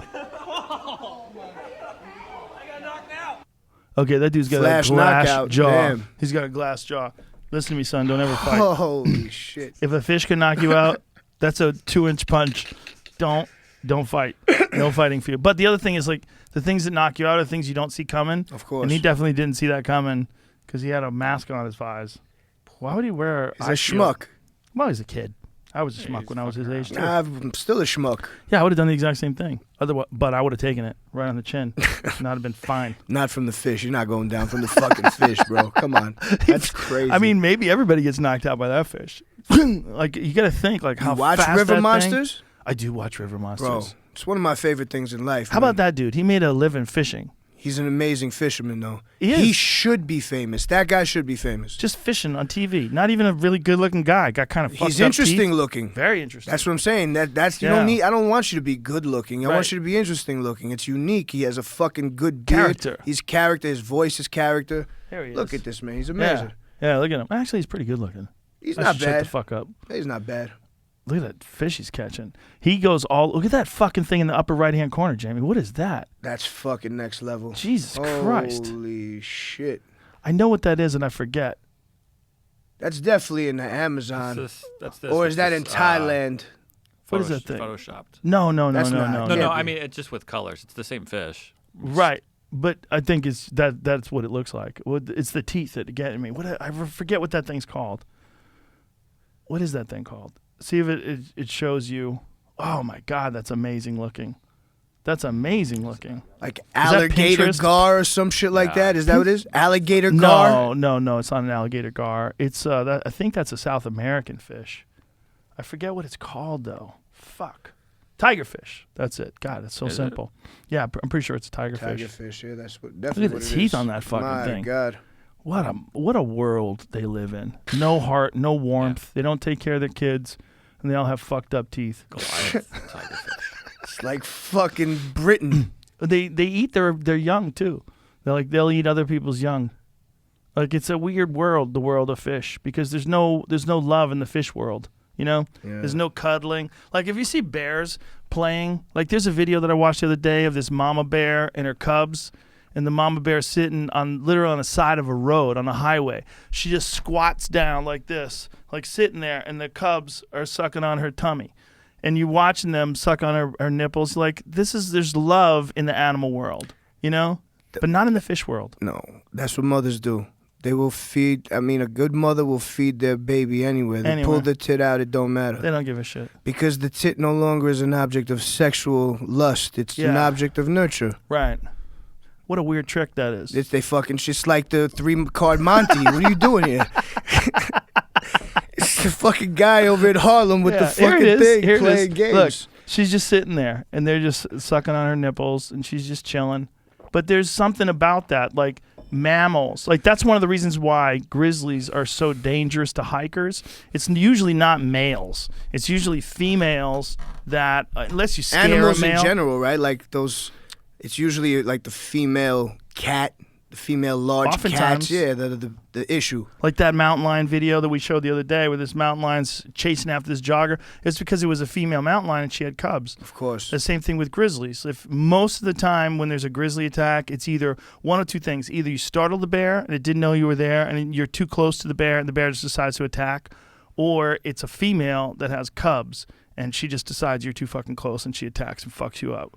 That's usually what it is. But it's because they love their babies. So much. That's what's weird. It's weird, So man. much. There's a weird connection in animals that just doesn't seem to exist in lizards. It doesn't exist in snakes. It doesn't exist in fish. No. Like, they don't give a fuck about their kids. Yeah, they're solitary. They literally just have them and fucking fend for themselves. They shit them out in the ocean. Just get out of here. You just fucking Figure it out. Who the fuck knows where they go? And they have 100 of them because they know only 10 are going to make it. What about the turtles? Oh, the worst. The fucking sea turtles when they go to the place and they all come out at the same time? And then the birds come down and snatch them up. Some of them, they get snatched. It's crazy watching Very it happen. few make them. Very few. But it's such a sad way that nature played a trick on them to make sure there's not too many turtles. Nature looked at it and went, you're born with a shell? Like you got a built-in armor and you live to be like, what, 1,000? Yeah, there's very few of them. And nature's like, rare. We got to make it hard for you to make it.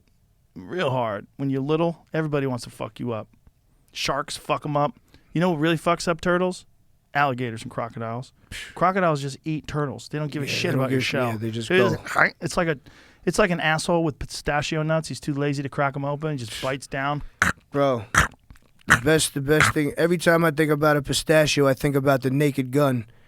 You ever seen that scene? Fucking Leslie Nielsen and the other detective in the car with the red pistachios, and they just start building up into the car. I forgot about that scene. Bro, The Naked Gun. These are underrated comedies. I grew up with these comedies. Wasn't Naked O.J. Gun. Simpson in that? Yeah. 100%. Nordberg. His name was Nordberg. Jay, back in the day. Man, he got fucking shot. He got injured so much every time. Like, it was a comedic injury. He would get he'd put his hands down on the thing, he'd get burned. Ah! Would you have then dinner? he would go that way, he'd get fucking shot. Would you have dinner with O.J. Simpson? Why not? Why not? Where? Somewhere where no one's going to take Depends. pictures of It you. depends on where. Look at There's him. Nordberg. Yeah, look at Who's him. that? He's the man. But this is the type of shit I grew up on. My Yeah. grandfather was like fucking fan of this stuff. Well, this is all came out of Airplane, right? Yeah, Airplane exactly. was like the first. Mel Brooks. The first of those silly movies. I tried to get my kids to watch the Marx Brothers Duck Soup last night. I said, let's just watch the preview. Just watch just see what it is. Oh my God, it's impossible. Bad. They were like, what the fuck are you making me watch? Yeah, they don't like shit. Kids don't like shit. But I was just trying to show them. I was just trying to say, listen, this is the things that people thought were funny in 1933. Like, you have to understand, this is before World War II. This is a weird time to be alive. How old is the baby? They were 12 and 10. Oh yeah. That I was sitting down with them. At that time, probably. Well, it was all They're of a little them, bit so- older. A little bit older, they'll understand. No, more. man. My 24-year-old was there too, and she didn't get it She didn't either. give a She was like, shit. what the fuck is Fuck this? that. Look at them. I mean, the Marx Brothers, it's so weird when you watch, like, what was comedy back then. I mean, it's amusing, I guess. It's kind of amusing. And it's more interesting than anything because I'm watching these guys and I'm like, if one of these guys got sick, they're basically dead. That's what I was thinking. I know that's a fucked up thing to think of, but that's why if they break their leg, they're basically dead. If they get, some cancer, no one's going to detect it. What If the there's fuck did polio? They used to fucking get lots of polio back then, right? Yeah, man. Yeah. It's fucked For up. real. But like when you watch these clips of these old movies, you go, wow, I just it's not that long ago, man. It's really not. It's not even 100 years ago. So you go back 100 years ago, people didn't know what the fuck was going on. They had this sort of very rudimentary understanding of like what was interesting or entertaining. And then you see how limited culture was because the kind of jokes that they laughed at, it showed you how suppressed people are and how, people, it was a hard time. No one was fat. That's the other thing. If you see a guy with a belly, it's very rare. Like a fat guy back then was like a regular guy today. Yeah, they were like shocking. It was like a circus act. Yeah, like look at his fake mustache. That is so bad. It's a fake mustache. I never knew it was that bad. Yeah, it looks like it's Oh, painted man. on. Did he ever have a real I mustache? don't know. That looks so goofy. That looks just like paint. That's weird. Yeah. Did he sometimes have a regular mustache? I thought he did. This is the first time I'm like, what the fuck is that? Yeah, that is weird. You that he know did what? that. This is one of those times where you think it's something and it's not. Years later, what's that shit The like Mandela the fucking effect. yeah Berenstein Bears? Yes, It's that. yes. That just happened. Like, go to that one. Look, That's paint. It's paint. That's paint. It's Groucho Marx mustache was paint. motherfucker. This fucking asshole. I can't believe it. Look at that. That's at so this weird. Okay, go to Groucho. That's crazy. Look at that. That's paint. His lip is painted. You imagine if you're on his show and you're like, hey, Groucho, nice to meet you. What the fuck, man? That's paint? He looks like That- some fucking weirdo dude walking around the Bronx that I know. Like, he just fucking paints his mustache on. He's like fucking Hollywood Hogan. Look at his eyebrows, too. Yeah. His eyebrows are pretty thin, and he painted them thick and fat. Bro, that's I've weird. never seen that before. I never noticed it. That's NWO Hollywood Hogan right there. Look at that one. Is that the same thing? Yeah, and that yeah, one up yeah, top? yeah. It's all painted, It's just like always? it's so smaller and So- fidelity is not good. Right, so the images were so low quality that you could get away with it back then. So he could walk around with paint on his lip. Mm-hmm. So let's see, like a But picture I love of the Groucho vibe Marx. of like the poster of the art. I love the art. That shit is amazing. But go with Groucho. Yeah, it's amazing, right? Go with Groucho Marx. You bet your life. Okay. That was when he was hosting that game show. So Natty, there he has looks like a real mustache and real. Yeah. So he's older. He gave up on the. They were like, listen, bro, just fucking grow that shit. yeah. So that's real. Cut the bullshit. But look how small it is in comparison. Look how small his eyebrows are. That was as he got older. He gave up. It looks like Dolly. Well, I think cameras got better too. He's like, shit, I gotta grow a real looks mustache. low. You Bro, know what? That looks like fake. pussy hair. That looks like pussy hair. That's straight up what that looks like. Soft pussy hair. That's ridiculous. He probably went through a bunch of different versions of the fake mustache. Let's see what that one is. Yeah, that looks fake as fuck. That looks like he glued a mustache on his lip. Because look, his lip goes down, the mustache goes up. What is that? What's that gap? Yeah. That's not- so weird. That's a fake mustache. I had to do a scene once in a show where they gave me a fake mustache. It feels so weird. It's like because it stiffens your upper lip. It doesn't move right. Like you don't feel like you're talking good. Yeah, look at those old ones. That's what he really looked like with that. Oh, that guy. That's probably why. See, he could slip around. Mm-hmm.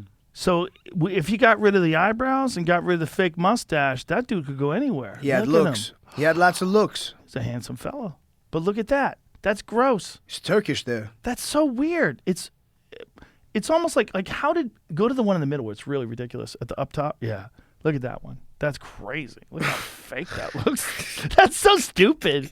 I can't believe I didn't know that until this moment. Did you ever try and show your kids Mr. Bean? Oh, no, I didn't. Oh, my fucking Lord. never got I used into to that. crack up at Mr. Bean, bro. How high were you, though? I wasn't high. This is when I was a kid. I must have been already high. You know, I was fucked up. Because Mr. Bean used to make me fucking cry. You know what used I to don't know make why. me laugh that should never make anybody laugh is Ernest. Like Ernest goes to jail. school. Ernest goes to summer camp. Yeah, I was talking about that with someone the other day. Ernest. Didn't Haven't heard Ernest that in start? a while. I feel like Ernest started out doing commercials. I feel like that was like a character, Probably. like the fucking Verizon guy or something like that. Doesn't that happen after? I think After he you've started, done a couple of bullshit movies or I something? don't know, but maybe I'm doing the Bernstein Bears things where Isn't Ernest the first Larry the Cable dude? no, Like that type of vibe? no. But he was Yeah, like it a was a character commercial. where it was like continuous Ernest. Yeah. It was that, but Larry the Cable Guy is like a legit comic. Like, what was the commercial? It was it says first commercial featuring the character advertised an appearance by the Dallas Cowboys cheerleaders at Beach Bend Park, an amusement park in Bowling Green, Kentucky. Uh-huh. Larry the 1980. Cable Guy is a real comic. Yeah. Well, his name's Dan Whitney. This is his real name, and there's He goes as Dan Whitney and does. No. So he's fucking Larry the. he does only Larry the Cable Guy now. But he started out as Dan Whitney. There's some video of him doing Dan Whitney, and it's old 1980s comedy where he had the pants that go up real high, Yeah, like yeah. Cavaricis and shit. He was a good comic, like a decent comic as a regular comic, but then he found his niche. What really took him over the top? Larry the Cable Guy. Well, this is what it was. He My started Lord. out a guy who would be a regular on a radio show. So he would do this character on a Shtick, radio yeah. show, Larry the Cable Guy. But Became poppin'. he's a funny writer. Larry's a really good writer, or Dan's a really good writer. So Dan wrote these bits for this character and wound up taking off. And then he started doing stand-up with it. I met Dan way back in the day, like 1992 or some shit, like in Montreal. We were at the comedy festival at the same time together. Man. And Dan was like, he was just a normal dude who did this Larry the Cable Guy character. And it was funny, man. He's a good writer. He's a really funny writer. Like, he wrote for this character, and it was some funny shit. And then he's like, why am I being Dan Whitney? I'm just hang out and be this guy. And then He was right on. He was Yeah. spot on with it. yeah, and he just became that dude. He was right for the time in this country. Well, you know Dice Clay. Yeah. Dice Clay used to be Andrew Silverstein. And then He chucked that. this He is was what like, "Fuck happened. this." Dice had a bunch of different characters. Jewish? He's Jewish. And Dice had a bunch of different characters that he used to do on stage. He had he does phenomenal impressions, like off the charts. John Travolta, Robert De Niro, Tony Danza. He did all these impressions. And at the end, he would do this act. He had his act. And then at the end of his act, he would do the Dice Man. He would do this character, and he would sing these. He would do these nursery rhymes. And the character just fucking exploded. It's like he was funny, and then all of a sudden, boom, he went nuclear at the end. And then he decided, why don't I just stick with this one fucking character and do my whole act like that? And then he Smart. became the Dice Man. And he was legitimately the first comedian that sold out arenas, like football arenas. Like the Garden? Yeah, like the More than the fucking Garden. Nassau Coliseum. Oh, wow. Like enormous places. And he sold out hundreds of them. Like, Dice never has to work again for the rest of his life. And now he just goes to the gym and makes silly videos. He does, like, Is he with jacked? He's pretty big. He works out a lot. He stays fit. Is he on GH? I don't know what he's on. Why don't you ask him? I don't know him. I don't fucking know him. You Just you curious. trying to talk about Camille Nanjiani? Yeah, I actually was, bro. That was fucking unbelievable. He looks good, man. He looks like Wolverine. He does. He looks like Hugh Jackman in his prime. See, we were talking about his legs, though. We have to do something about his legs. Camille, talk to me. We got to get you on some squats. Bruh. That's not good. The calves is ridiculous. Bruh. But his arms are fucking redonkulous. Yeah. There's a picture of him, a more recent one, no mask, of him walking out of somewhere, and he has a tank top on.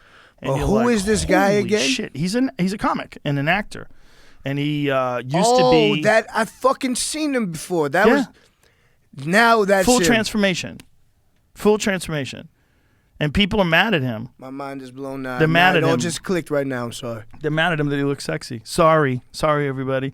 And like, he took steroids. I don't like it. Well, if you took Nah, steroids and did what he creatine. did, no, I think he took steroids. I'm going to be honest with you. He's in his 40s. Will he Listen, say he did? Because a real motherfucker will say they did. Like, yeah, I'm on some shit. Yeah. I don't understand people that don't say they're on some shit. I always tell people I do some shit. I've always done some shit. I've been doing some shit since I was in my 30s. As soon as my hormones started to drop, I was like, there he is. That's the picture. Like, get the fuck He's out of fucking here. jacked up. He's Look at those shoulders, bro. Jackmified. And I think he's probably coming straight from the gym, so he's got a nice pump. But come on, son. How old is he? 40? He's in his 40s. Oh yeah, he got his man strength. Listen. That's man muscle now. That's like mature muscle that builds. That's trend. Yeah. He's getting that shit from a needle. There's no, Bro. that's 100%. And I don't hate Talk it. about fucking trend. When Yeah. I was like 23, my boy made trend. He lives in the He project. made Yo, In the project. in the projects, and we shot it, and it was crazy. What is he, a chemist? No, he's a truck driver. They always talk about truck driver meth. He's got truck driver trend. I remember the bottle. It had a fucking juiced up fucking. Like a horse? No. It had SpongeBob juiced up on it. No. It was like no. yellow. It was crazy. I don't my even know what it God. was, but we shot a bunch of shit. Who the hell knows? Oh my God. That's hilarious. I remember shooting juice in the street. Like Really? Yeah, In the street? Bro, we would go to this place called Platinum Gym, 24 hours on Queens Boulevard. We would come out of the gym. I'd have the fucking needle loaded up in the car.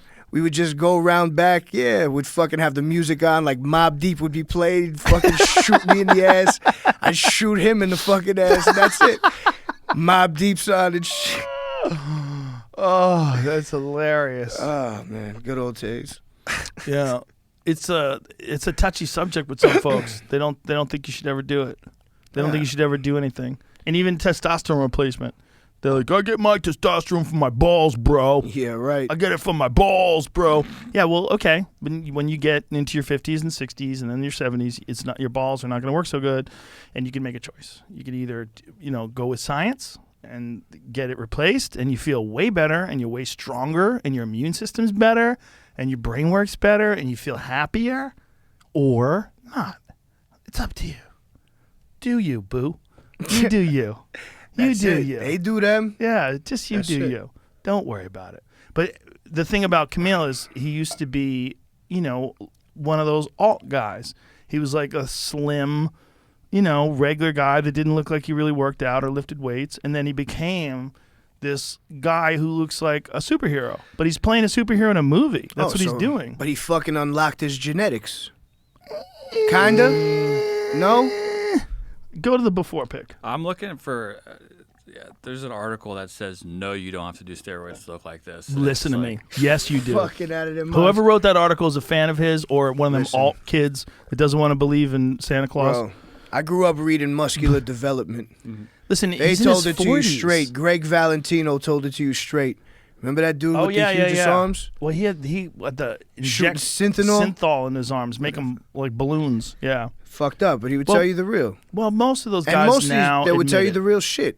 I had Ronnie Coleman on, who's I love Ronnie. one of the all-time I greats. made him a steak. Did you really? Yeah. Where? At my show. Wow. On the Untitled show, I had him on. I fucking walked him out. I put him in the chair, and I made him a steak from Peter Luger's that they gave me. I made it for him, and he ate 2 of them.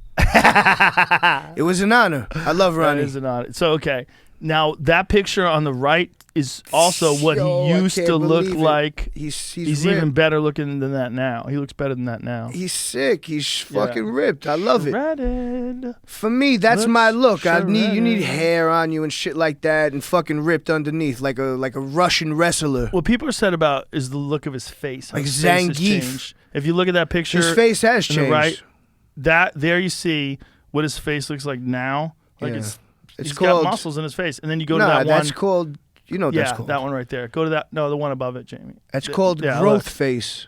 Yeah, it's also you Because work there's your muscles. Yeah, there's muscles in your face. in your jaw, especially when you're clamping down and lifting weights. Of course. You develop. I actually work my jaw out. I have this jaw. Of it's like- course. I forget what the thing is. Is it like a called. mouthpiece? No, it's like it looks like a ball that's been cut in half, and I put it in my teeth like this, and I go like this.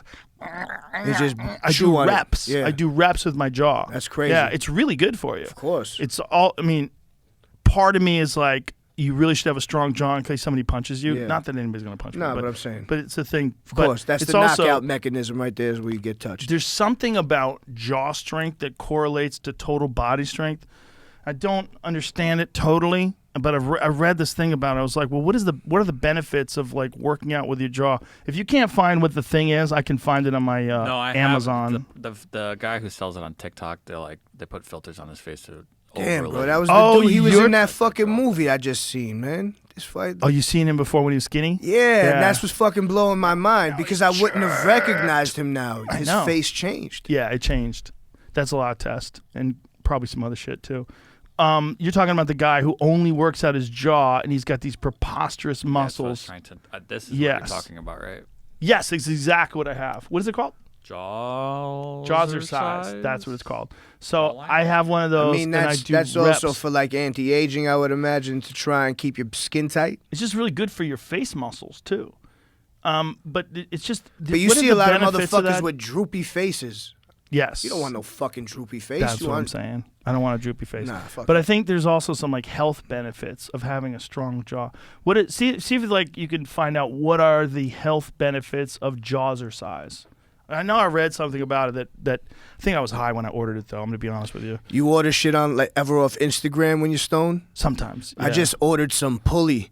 I seen. workout pulley. Come on, dog. I just seen it on Instagram. I was like, let's get this. Yeah. How is it? Is it any good? I haven't even used it yet. Oh. I used it at the gym and it's pretty fucking sick actually because it gives you that dead weight. Mm-hmm. It's only one pulley pulling the weight, so it's just one thing. It's pretty. I've ordered some good shit. pretty off good. of Instagram. I can't remember any of it though.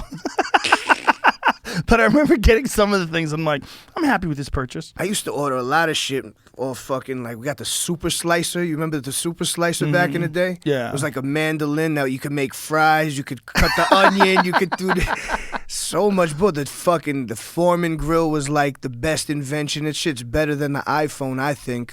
Foreman Grill is a jamming grill. Come on, It's the legit. best fucking thing in the, The world. thing is, it it's- was the best thing. It's very legit. It was so good. Yeah. It was so. It's Especially if you let it heat up. Oh, You get crank that it up. Good sear. Yes, you get that Come on, good no sear. You can make a nice meal with a Foreman Grill. You really can. Like if you live in a small You're preaching apartment. to the choir. I Yeah. love that shit. I've been talking about the Foreman grill. Everyone thinks I'm joking. No. I love that fucking thing. Yeah. You don't need expensive stuff to cook great food. You really don't. Like look at that little grill, that little Weber grill. I have one of those little ones. It's like if you have 2 steaks, that's all you need. That's This little 12-inch Weber grill. man. I'm just That thing's trying like to $30 be. bucks. I'm just trying to do wilderness cooking. I'm literally just trying to cook in the wilderness. You know what I love about that Weber too? It doesn't weigh anything. That weighs nothing. Weighs nothing. Put it right in the car. You can throw it. You It weighs throw nothing. It. You put it right in Yeah. the car. It cools down in less than 5 minutes. You're good to go. Yeah. Just dump the coals out. Yes. And it's so portable. It's like if you think about portable grills, what's more portable than that little 12-inch Weber? It's fucking perfect. And And- even you could get crazy with the 18. Yeah. Even that's not Not that unrealistic hard. in the Cherokee. Yeah. No, it's easy. And then the other thing is like, realistically, when you're cooking with fire and wood, if you got lump charcoal, that's wood, right? That's just wood. wood. That's wood. It's wood that's turned into charcoal. It's already so it's prepped just for you. fire and wood, so you get that nice smoky feeling. It's beautiful. It's not bad, beautiful man. to Not cook bad. barbarically. Yes. I love primal cooking. I love fire. I love that shit. It's healthier for you too. It feels good. It does feel good. Cooking over fire feels good. Vegetables over fire taste better.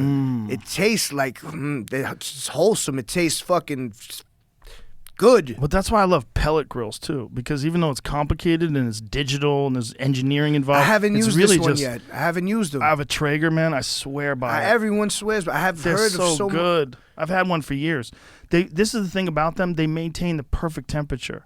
Like, if you're one of those dudes who wants to be there and work it, and you want to make sure that you're stoking the coals, I'm kind of that guy. There's nothing wrong with that. That's a good thing. I'm kind of but that guy. if you're one of those dudes that wants to do a brisket for 8 hours just let and it never chill. sweat it at all, you have a thermometer that goes into the meat, gives you the exact temperature. It shows up on your phone. Your phone's telling you what temperature your food is. And it tells you how much pellet to put in. You don't have to ever Exactly. check pellets. The pellets go for days. Are you serious? For days. You could cook for 40 hours with I've one literally hopper seen full people of that pellets. don't know how to cook fucking pull off tremendous looking meals on Instagram. At least, from what And I've seen. At the end of the day, it's still just fire and wood. Or that's all it is. It's these just- pellets or wood. It's just down to a science of the timings. They make the pellets out of, like, if you were going to make this desk, like, this is all solid oak. Somebody had to cut this with a saw. The sawdust, they take that sawdust and compound it, compress yeah. it. That's it. And it goes through it hits the heating element, catches fire. That's how your food cooks. But there's something very satisfying about being there over the coals. For real. Like having those coals and putting Making that the steak fire, on. yeah, like stoking it and getting everything. And You know what I got recently? I got one of them Argentine grills. Oh. Crank, crank, crank, crank, crank. It raises and lowers. Oh, So I you're throw speaking my logs. language. I love that fucking thing. Logs and with the Yes. bracero, and you light the logs on fire, I love and then that. the ashes come down. You scrape them underneath. That's with so the, good. It's so much work, but it's so It's so exciting. much work, but when it's a ritual. Yes. It's one of those things. It's like you gather your people and you fucking feed them Yes. off this crazy contraption that someone else hand built for you. yes. You know what I mean? Like all the hand built love that goes into Yes. things and the passion, it really counts for something. Yeah, and there's something about.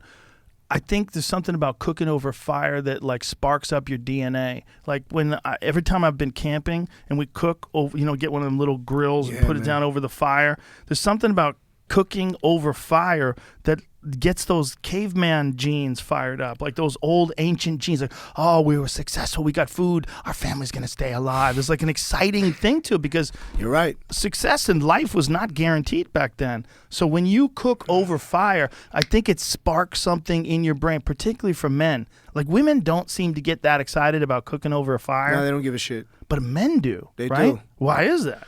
What is that? It does spark something, and I'll say this. I was never fucking excited about going camping, but once I went there, once I was there, it was like the times of my life. You know, like I had a great time, and you're right, when you spark that stuff and you're like, you're sitting around this fire and things are cooking and... Food feels better. Yeah. It feels better. It feels like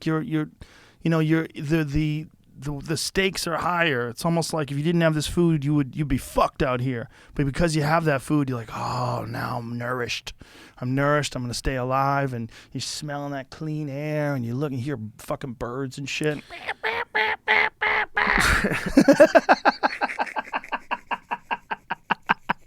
There's something exciting about it, man. I fucking love birds, bro. I do That too. was a good bird. I do too. I have bird feeders at my house, and I fill those fuckers up all the time. I'm basically like an enabler for all these birds. They don't have to hustle anymore. They just come to my house. We definitely do the same when we leave them out on the deck. And then, I actually have a champion birder in my family. Really? He's a fucking champion birder up in Maine. What does he do? He's a birder. So he raises them? Like, No, what is he it? looks at them and he diagnoses the species and finds new ones. He looks at it like, and he Wow. finds them. You know, birders are the And he- people that push the binocular game. That's what I mean. The Yeah. binocular, it's a big deal. Yeah, there's two types of people that push the binocular game: Western hunters and birders. It's no special ops. No, well, no, they They don't really. just adapt to the. Yeah, they have like high tech optics for sure, but they're not wearing binos and like that's not normal. You know, they're looking through scopes and telescopes and stuff like that. And they got range finding scopes and things along those lines. But like those birders, man, they're out there in the forest just looking for the glimmers of a cardinal's feathers. There he is. That's There so- he is. They get so excited. Bro, I get excited when I walk through the park and I see a new species that I have never seen before. Yeah, man. It makes me excited. Have you ever been to Costa Rica? Nah, I need to get down to South America more. I've only been to Mexico, which is fucking unreal to me. Mexico's badass too. No, but I mean, I've done some ruins there. When I was close to 400, I climbed Coba. Did you really? Yeah. But when I Wow. came down, I threw up all over the place. Wow. Gatorade, blue Gatorade. All over. But Blue it was fun. Gatorade. I was walking around shirtless. It was amazing. One of the weirdest moments of my life was going to Chichen Itza because first of all, I was high as Of fuck. course. High as fuck. Edibles. I was Oh, yeah, taking you went in. breath strips, edible breath strips. Edible breath strips. Yeah, What's that? They're so unpredictable because like you get one and it's like 50 milligrams, you get another, it's 150 milligrams. What's that? I've never even heard Oh of a my breath goodness, strip. California! You pop I open. just blasted a punch bar. I don't even know these people, but they make these things. I don't know, dog. punch bar. They literally just fucking lay you down. They lay you down. They hit you with a fucking big Francis Ngannou fucking punch. That's the hit they hit you with. So these breath strips were my favorite because you could take them and put them in a Listerine breath strip container, and no one knows the difference as long as no one asks you for one. Oh, my breath is kind of funky. Can I get one of those? Like, no, I can't give you this. You can't have this You one. can't handle this. I gave one to Tommy Segura, and we had to fly to Australia, and he told me he literally almost jumped off the plane before it started taking off the runway. He was thinking he can't do it. I can't do it. I got to get off this fucking plane. But he hung in there, and he didn't say shit, and he made it all the way across the ocean. That's fucking, I love that. But for 15 hours he did that? Yes. I think he was That's good. amateur shit. That's fucking amateur shit. Let's be fair. You gotta fucking be able to hold your stuff, man. What's up He with was that? fine. He was fine after a couple hours. You have to be able to time it. You have Yeah. to time your drugs. We timed it poorly. I think I gave it to him when we were sitting there waiting to get on the plane. That's the problem. And then once we got on the runway, it just Probably, yeah. and then the world started. You have to be in the air already once you're fucking demolished. That's right. Yeah. Exactly. Then you'll be fine. But that was not the case. So I had a breast strip or two. I don't remember, but I remember being gotta like try these, bro. well connected to Mother Nature. And then I was walking around Chichen Itza, just thinking that these people lived here, and these people built this. And there's a book that someone recommended, Jamie, me out. and I want to think they recommended it on the podcast, but it might be wrong. But I'm reading it right. I shouldn't say I'm reading. I'm lying. I'm listening to it. This is my my sauna reading. I listened to this thing in the sauna. Now it is called A Land So Strange, and it's about Cortez and about all these explorers that came over to America and their accounts of coming over to America and to Mexico, fucking hundreds and hundreds of years ago. And they talk about the people that originally visited the Maya when the Maya was around. And it made me realize these fucking people brought disease to these people, and that's probably what was the end of the Mayans. 100%. Because we know for a fact that European diseases, when they came to North America, wiped out the Native American population. People talk about Native American genocide. It is absolutely true that genocide was committed on Native Americans. That's 100% true. But what's also true is that 90% of them were wiped out by disease. And it wasn't like, people have this idea that it was like smallpox in blankets. That's not what killed them. What killed them was just they had no immunity to all the diseases the Europeans came over here with. And it killed 90% of the Indians that lived here. My God. So you got to imagine the people that lived in Mexico, the Mayans, had probably the same immune system, the same type of vulnerability. And You it hear that probably in a lot killed of all these. those people. Yeah, you hear that in a lot of the tribes that Yes. like Papua New Guinea and a lot of these different tribes Yes. that die off because the Westerners, the Americans, they're coming in and fucking bringing the plague, bringing Yes. la fucking plaga Yep, exactly. straight up, killing them Exactly. just off of just being around them. 100%. You know, And that was the 'Cause first they've lived time. amongst themselves forever, right? And they, Yes. away from everybody else, and they were fine. And there's always been this this wonder. It's always been a puzzle and a mystery. What killed off the Mayas? Because they're not there anymore. They disappeared. And if you go down to Mexico, if you go to Chichen Itza, you will see some people that are the descendants of the Mayans. And you could tell they're small people, and they look like, for sure. when the images and the hieroglyphs that the Mayans drew of them, they look very similar to them. But there's something that happened, and they don't know what it is. There's a lot of speculation, but I am willing to gamble that it was probably disease brought in by the Europeans. When I was listening to this book and they were talking about these, they were there. These Europeans gave this description, these people with golden headdresses, and they were adorned with gold, and they had these incredible structures made out of stone. So clearly they saw these people when they were there in their prime. And I guarantee you these motherfuckers brought the diseases. Haters.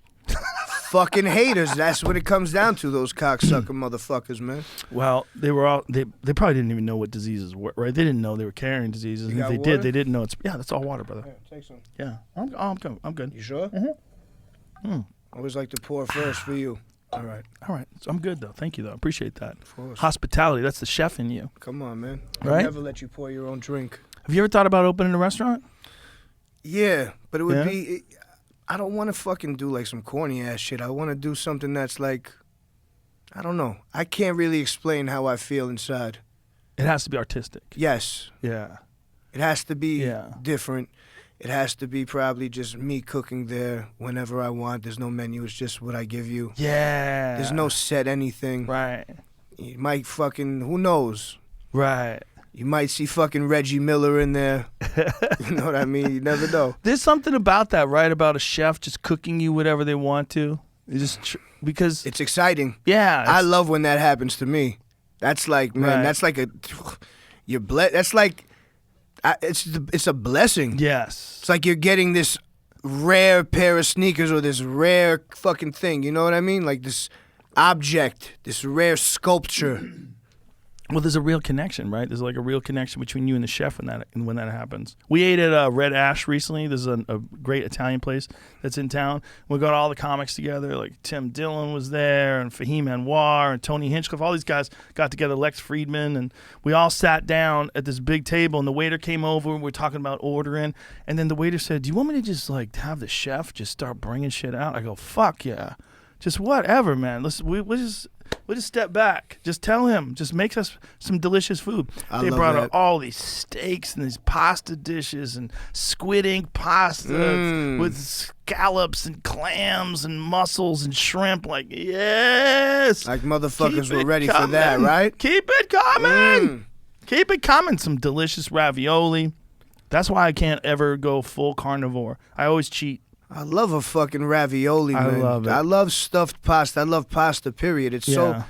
That's been one of the hardest things to not eat every single day of my life, you know? But if you could just limit it to occasionally, No, you're I do. okay. I have, and that's what's helped me. Yeah. A lot. Yes. And That's the key. also try, you know, to fuck myself with different soba noodles and shit like that. Different healthy versions of that. Yeah. Or healthy... Healthier. Yo, what is even... It's not even healthy. That pasta's fucking good for you. Fuck that. Well, it's good for your soul. There's something about a delicious And meal there's like something that. to say for that. Yeah, glass of wine, Yes, delicious it makes you pasta feel meal. better about yourself. But then, like an hour later, I'm always like, oh God, this brick in my stomach, this glue, this Yeah. paste that's working its way through my intestines. You just gotta fucking hit the tread. You just gotta hit the treadmill for a little bit and just walk it off. But my body's like, hey, fuck face, that's not real food. Like, what you eating? What you eating? Because when Like, I that's eat, not a just... You can't just have pasta as a meal. You have to have meat. you should, yeah. But when I eat healthy, if I eat like just either fish or steak or wild game and vegetables, I just feel way better. I just feel way better whenever I eat like that. If I eat like a nice salad, some fresh vegetables and a thick steak, a nice piece of elk with some like maybe some asparagus or something, I just feel. I don't feel like I did anything wrong. Yeah. Nothing feels off. Well, I've been trying to dial it in with the food, and for me, I've been doing all kinds of different shit, you know, where I was just doing vegetarian, just drinking juices for a little bit. That's how this happened. I took all this shit off by fucking with myself. I was a science experiment with food with myself. Do you remember know? day one? Yeah. What was day one? day one was looking at that scale and seeing it, and right then I had a green juice. Celery, kale, apple, lemon, ginger.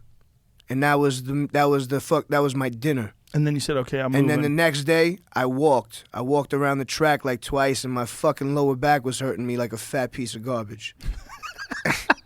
Straight up, my hips were hurting me. I couldn't. Sure. I took the dog for a walk. I was fucking like, yo, I can't do 2 laps. I'm like, that's enough for today. But that was the start. What if I put 180 pounds on my back? Oh gosh. And look, if I put Jamie. If I put Jamie in a fireman's carry and walked around a track, that is literally what you were doing. Yeah, man. I've tried to lift. You know, every time I do certain movements, I put the 130 on my 135 on my back and just walk with it. And just imagine. I walk over the fucking bridge with the 100-pound medicine ball. Yeah. Williamsburg Bridge, just to make sure that's what I was fucking carrying around. And see how hard this is? It's ridiculous. Dude, I have a weight vest that I put on. It's only like 25 pounds, and I do exercise with it. I have another one that's 40. But even just the 25-pound It's unbelievable. when I do push-ups, it's really hard. It is. Chin-ups are really fucking hard. I'm like, wow, imagine. This is only 25 pounds. Like, if someone says I'm 25 pounds overweight, you're like, you could lose that. No big deal.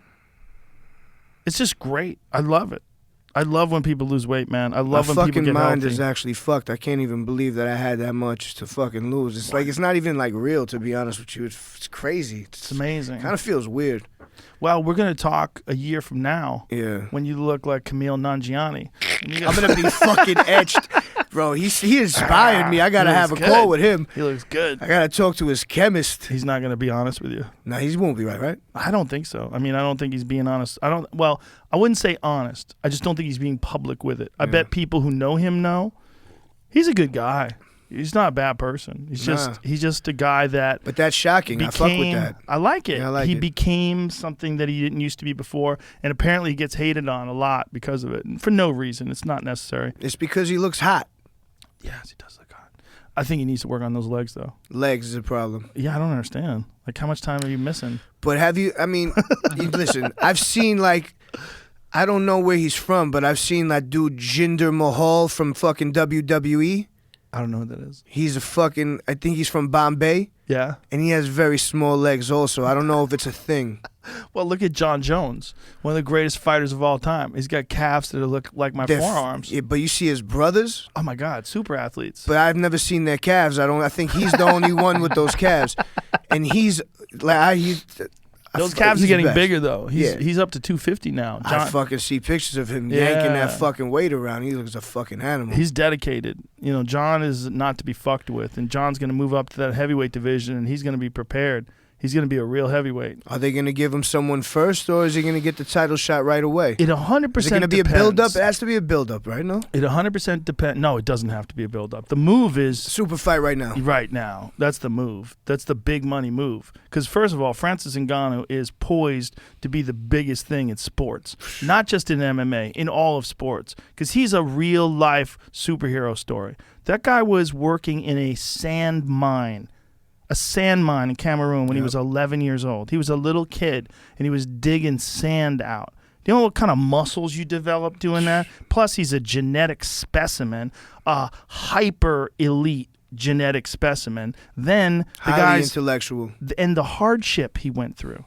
The guy speaks 3 languages. It's unreal. And the hardship he went through describing, on my podcast, I don't know if you heard it, but when he was talking about the harrowing journey of getting out of Africa and getting into Europe, took 14 months. And then multiple times, more than 7 times, they arrested him and sent him back to the fucking desert. So he's in the middle of the fucking Sahara Desert where you could easily die. And he managed to get back again to Morocco and try it again. And they sent him back again. They sent him back 7 times. Dude, he's something special. And then you have the fact that he had one fight with Stipe, and it didn't work out well. He gassed out. He thought he was just going to blow him out of the water, but Stipe had a great game plan, figured him out. Stipe's chin was unbelievable. Amazing. A bunch of those shots would have dropped any other man. Most men. Like Francis hit him with some shit. Some big shit. Yeah. Hit him with some shit. And, and then... But he was really young in the game. Francis was very, very green. He'd only been doing MMA training for like 6 years. Yeah, he was just Crazy. trying to fucking pounce him. Yeah, he just was trying to throw haymakers. But then he got to where he is now, where he's like, he's calm and technical and precise. And Looks he, good. that team that he's got now, that team at Extreme Couture. Kamaru also in the corner, right? Yes, that Teaching him was to huge. fucking- Tell him to calm down, stay calm, stay calm, stay calm. I love Usman. I love Usman I think too. he's a fucking great fighter, man. You That know, fight a this lot weekend. of people hate on him, yeah. Yeah, they I hate love on him because he's Masvidal great. also. But yeah, they hate on him because he's great, bro. Yeah, that's why they hate on him. They hate on him because he's I special. love a lot of fighters, man. I love it all. I love it all too. I'm just a genuine fan of. That is the main sport that I follow at this point in my life. For the past 5 years, I'd say. You coming to Florida this weekend or what? I'm gonna fucking try my hardest, man. I'm gonna try my hardest. Come down. I have to talk to I have to talk to my boss. Oh yeah, I get it. I get it. Well, if you want to bring her too, Nah, she won't come. no, Nah, it's gonna be a full arena too. I know. That's crazy. They've never done that in a year. They haven't done that since last March. So it's gonna be a year and a month since there's been a full arena, and of course it's in Florida because Florida's out of fucks. They gave all the fucks away They're gone. last May. In Jacksonville, like honestly, I don't know, man. What the fuck am I gonna do there? What are you gonna do? You gonna watch the fights? But after and then that, you're what gonna am I run gonna away? do? Just get out of here. Get to the I have airport. to fly into the arena and just fucking drop me at the seat. Do you remember that time that dude, that fan man, he had like a parachute and a fan Yeah. he dropped in on Holyfield Yes. versus, was it Into the Holyfield ring. Bo? Yeah, Was bro. it Riddick Bowe and Holyfield? I think it was Bo, right into the Yeah, fucking ring. That was crazy. And then That's crazy that it happened, right? Yeah, it was crazy because it was outdoors. I think they did it outside at Caesar's Palace in Vegas. Yes. Remember they used to have a lot of those fights outdoors. My favorite. Yeah, those I were love great. those outdoor fights. Those outdoor fights were wild because sometimes it was hot as fuck out there too. A lot of Julio Cesar Chavez fights out there. Yeah, man. Do you know Julio Cesar Chavez Jr. is fighting Anderson Silva? I saw that. Isn't that crazy? I did see that. I don't know. I mean, Anderson Silva is definitely good with his hands, but his jaw is gone. Yeah. His jaw is gone. Yeah, You it's- tap that shit and he's fucking going down. It's just not. He's the most elite dude, but it's done. He was. He Yeah. was. You're, at time wins. Every Exactly. And in this sport, your jaw doesn't last. Time. No. And once you look old, you look old. Yeah. There's no going back. You can't come back from those knockouts. Just no. can't. No, once you start getting cracked, Right? it seems to be no Has one there ever been really anybody? recovers. No, not really. You know, it happened to Chuck Liddell. It happened to, He fucking looks bad. yeah. And when those guys, when their ability to take a punch goes away, it's not much they can do because the sport kind of requires you to eventually get hit. Like I was watching some Shogun highlight today that they fucking put up, and it was Shogun knocking Liddell out. Mm-hmm. Looked bad after that. Well, he got knocked out by Rampage. Yeah, that was bad, He got knocked too. out by Rashad. Rashad knocked him out with one punch. He got knocked out by a lot of people, and he got knocked out by Rich Franklin. After a while, man, the It's a lot body. of KOs. But in his day, man, Chuck Liddell was the fiercest Yeah, he was the motherfucker one. ever because he didn't give a shit if you punched him. He literally didn't give a fuck. He waded through the fire just to get to you. He had such confidence in his chin and his power that he just waded through bombs just to get to you and just to touch that chin and boom. Man, And once he got guys, he'd be like, "What the fuck?" He had ultimate confidence in his ability to destroy people, and the way he did it was so ferocious.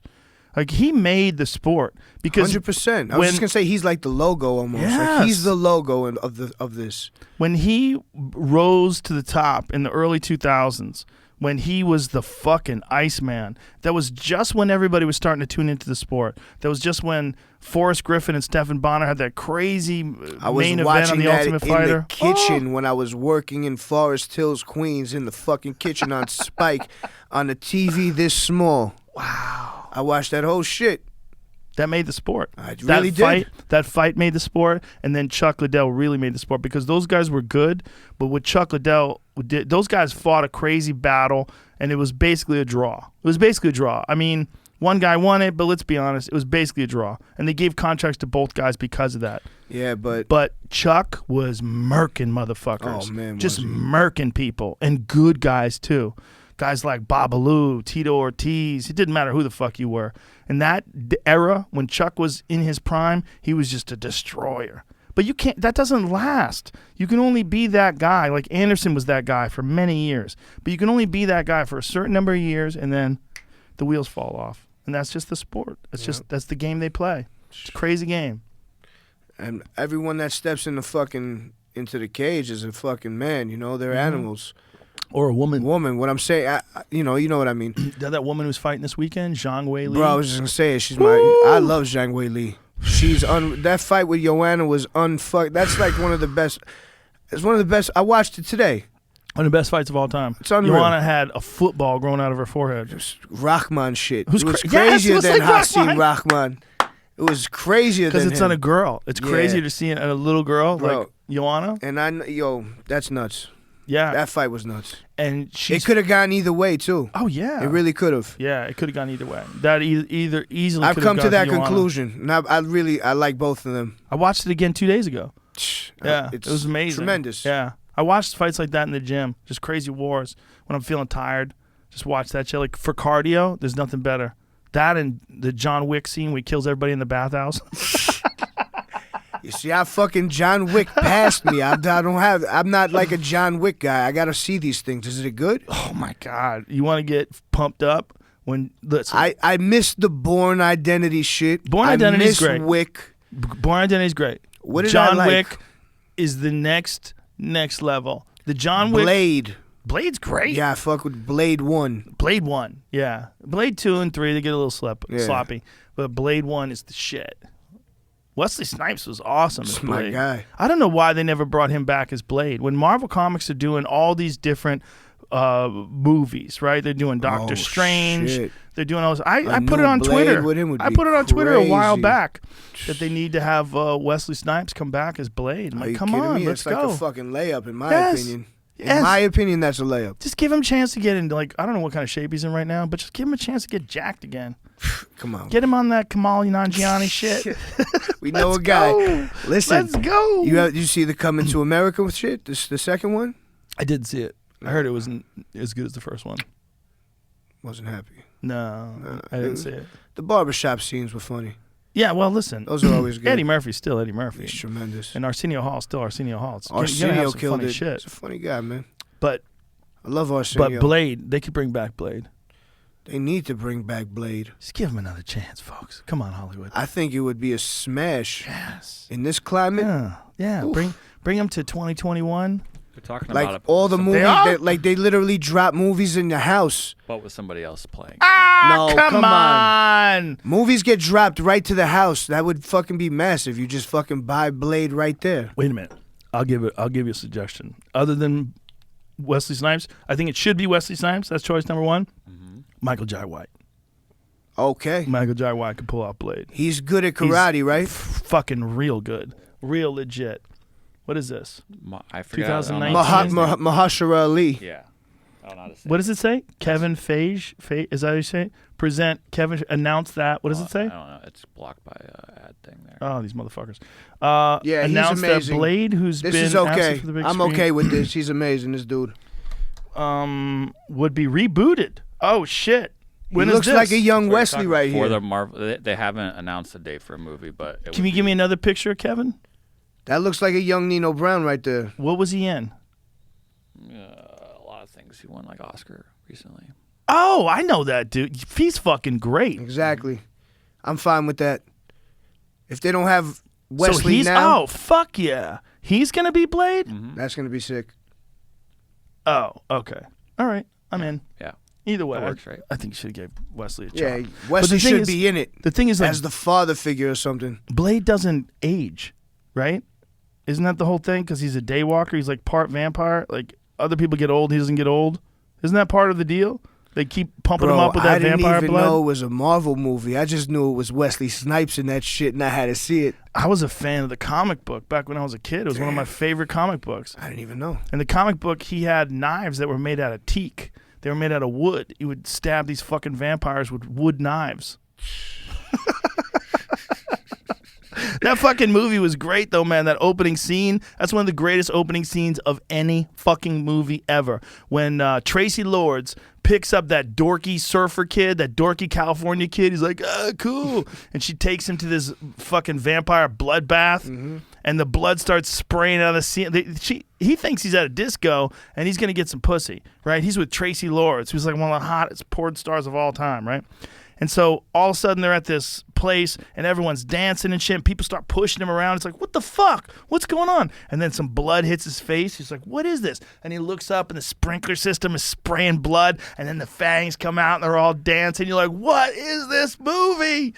And then they're all freaking out because then Blade shows up. And they're like, oh shit, it's the Daywalker. Bro, that's one of the greatest opening scenes of any movie ever. And Wesley Snipes was perfect in that role. Perfect. Did you ever see Belly? I did see Belly. That's a good opening scene in Belly, That's too. a good opening scene, too.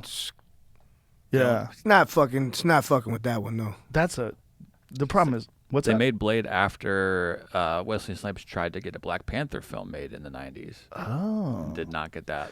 They're talking off the about ground. recasting that. Like, some people say that you should never recast it, and some people say that you should recast it. Like, I don't know why they wouldn't recast it. I don't think you should just let that role die, because that movie was a good movie. Like, Black Panther was a fun comic book movie, and for black people, it was the first movie where you had a black superstar, a black superhero, all black cast in a black universe, like literally a whole universe. And I know that Chadwick died, and everybody's out of homage to him. They don't want, out of respect to him, they don't want it to be recast. But I think you wait some time and then you reboot it. And you find someone who's going to do it justice. That's what I think. Yeah. I think it's a great movie, man. It's a great premise. It was a fun movie. Yeah, of course it was. It was beautiful. They've rebooted Spider-Man like 100 times. Well, I was going to say, I never thought that there should be another Batman than Michael Keaton. And then fucking, here we go, fucking Christian Bale. I end up liking him a lot. Well, how about the Hulk? How many Hulks have they had? I only thought there was one. No, I only they've thought had- Ferrigno. I only thought Lou was it. I didn't know there was more than one Hulk. Well, they had Edward Norton. Before that, they had Eric Bana, right? And then they had... yeah, that's right. Was he the first one? Was Eric Bana the first one? Nah, I think it was Lou Ferrigno. Oh, yeah, for TV. Yeah. Lou Ferrigno was the first one for TV. But they That's had... the only one I know. But when the Hulk went to CGI, the first guy, I think, was Why Eric... did they give him the call? Why didn't they give Lou the call? I want to know that. Because Lou was the Hulk. He was never Bruce Banner. Oh, he couldn't be the normal guy. Right, he wasn't the normal guy. Gotcha. Yeah, the normal guy Now was I not understand. jacked. Yeah, now Lou is like... Imagine Lou. like He's still jacked. You just took the green off of him and he was just a normal guy. Dude, I met Lou in the early 2000s. He was still ripped. Of course he's He's ripped. a big fella. He's ripped forever. So that was like, when I met him, it was almost 20 years ago, and he was still jacked. What does Lou Ferrigno look like today? I bet he's still jacked. He probably doesn't have the mass, but he's still ripped. Probably not close, but it's probably still massive. Probably a You're big saying fucking massive? guy. Massive, yeah. Well, he's always going to be big. He's fucking like 6'5", right? Yeah, but he's. I think he's still jacked. Yeah, he's definitely was stacked up. Yeah. No, that's not. Is it show? That's not him today, but this is Was it? the most recent photo on his Come Instagram. on. That's not now. What year is that? 3 hours ago, it says. But No. That's 93. Oh, there he is, right there. There's a picture in the middle. Go to that video. He looks like Jeff Garland. What does it say? He looks like Nick Saban and Jeff Garland mixed. Imagine Lou Ferrigno plays his brother on Curb Your Enthusiasm. Yo, that's incredible. What is he saying here? that's Talking Happy shit. Health Day, World Health Day. What are you doing? Trying to get on You're at the bottom. There. He has some traps. I see the traps. Smile, it gives you a happy feeling about yourself and knowing that, you're connected with yourself. But if you're thinking about other people's problems, how bad you feel about yourself. But the important thing about being happy, the most important thing is about taking action for yourself. Only you can take action. People can pat you on the back. You can talk all day long, how great you are, how great this negative environment is affecting you. But the problem is, it's you. Think about your health. We're here for a short time. I mean, money's secondary. Monetary thing, everything is secondary. But the important thing is just feel good about yourself. Be happy. Like for Hey, hold on a second. How old is he? He looks pretty fucking good. Man, And that then he's- just touched me right there. You see, that I real told shit? you that shit. It could be anybody at a moment. So fucking Lou Ferrigno just touched me. I have to look inside myself again. How old is he? He's 69 years old. Bro. 6'5", 315 from Brooklyn. Woo! Go back to Man. his Instagram again, please. That's amazing that he's 69 years old. He looks that good. See if you can get a video where it shows his face looks fucking tremendous, right? I mean, that guy Ageless. that guy's 16 years older than me. Now go down and let's see if there's some video of him. Yeah, look at that right there. Yeah, he's ripped. Look at Tell you. that picture in the right-hand corner. Still has some jackage. Look at that. He got his COVID shot. He's jacked. Look at him. Frigno Listen, fit. Fucking get on the package. Fucking Good 2 for him. months he'll be Oh, look, good. he's got a sword. What's that? That's not him. What is that? Who the hell is that? That's him. Bro, that's him. Oh shit, that What is movie's him. that from? Is that not like Conan or something? Was that a Conan movie where he fought Conan? Or like palled around with Conan or something? Doesn't say. God, I'm trying to remember. I think that's from one of the Conan movies.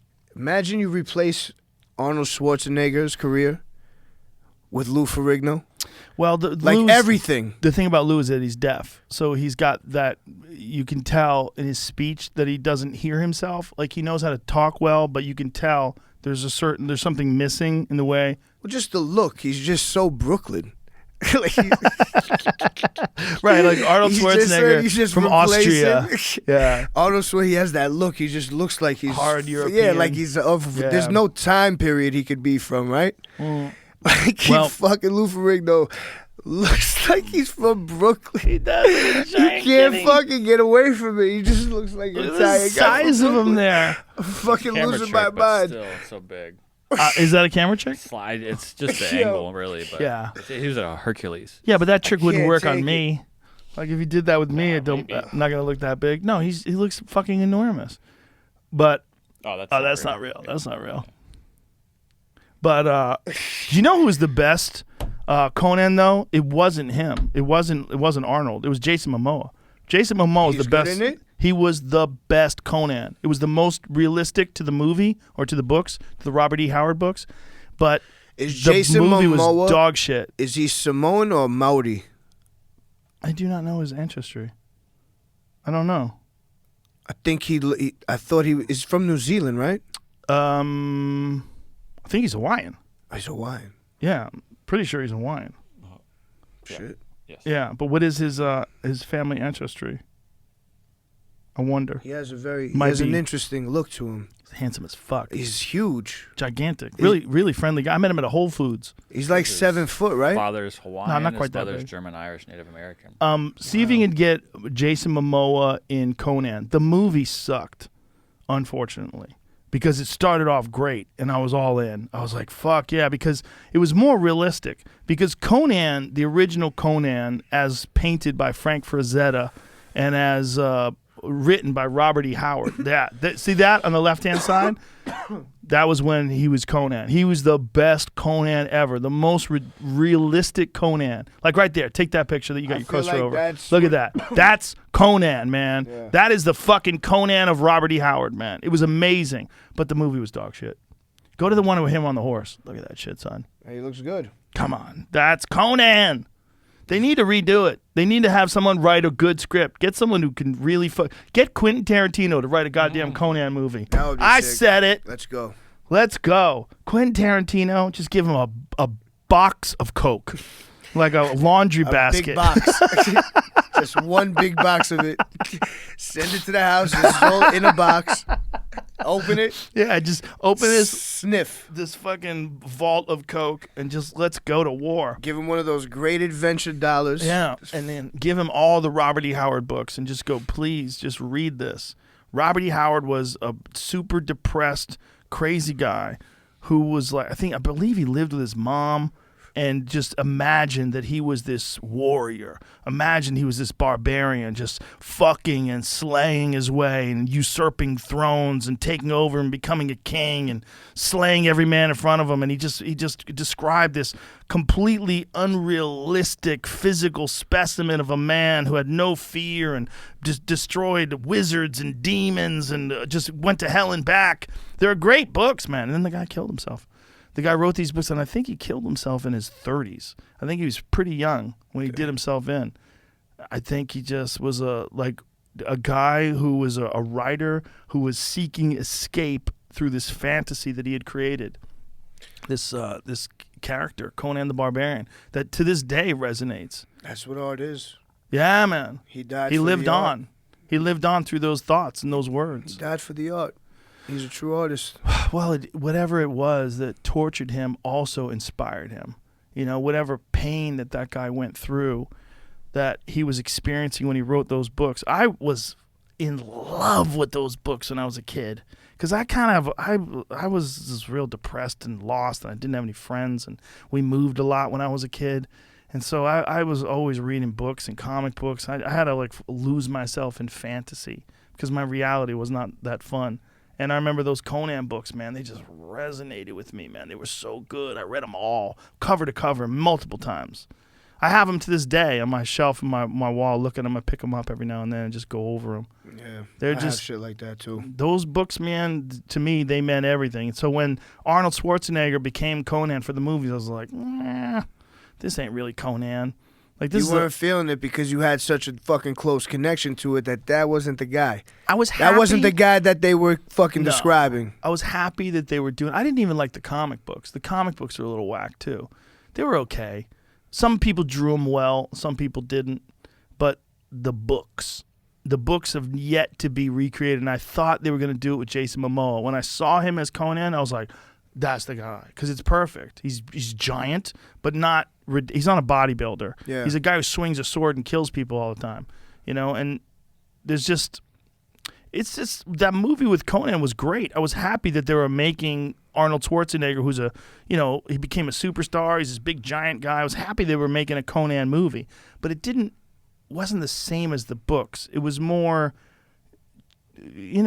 kind of like, I want to say cheesy, but it's kind of cheesy, like more like poppy. Yeah. It wasn't. The books were dark. You wanted man. to be raw. The books were. He was splitting That's people's why I like the skull raw- down to their teeth. Yeah, that's why I like the raw Yeah. Batmans. Like when it started getting fucking dark, it started getting really good. Like the Christopher Nolan Batmans. Yeah. Those are fucking sick movies. Yeah. Well, also Christian Bale. Yeah, he just He's kills. He's awesome at everything.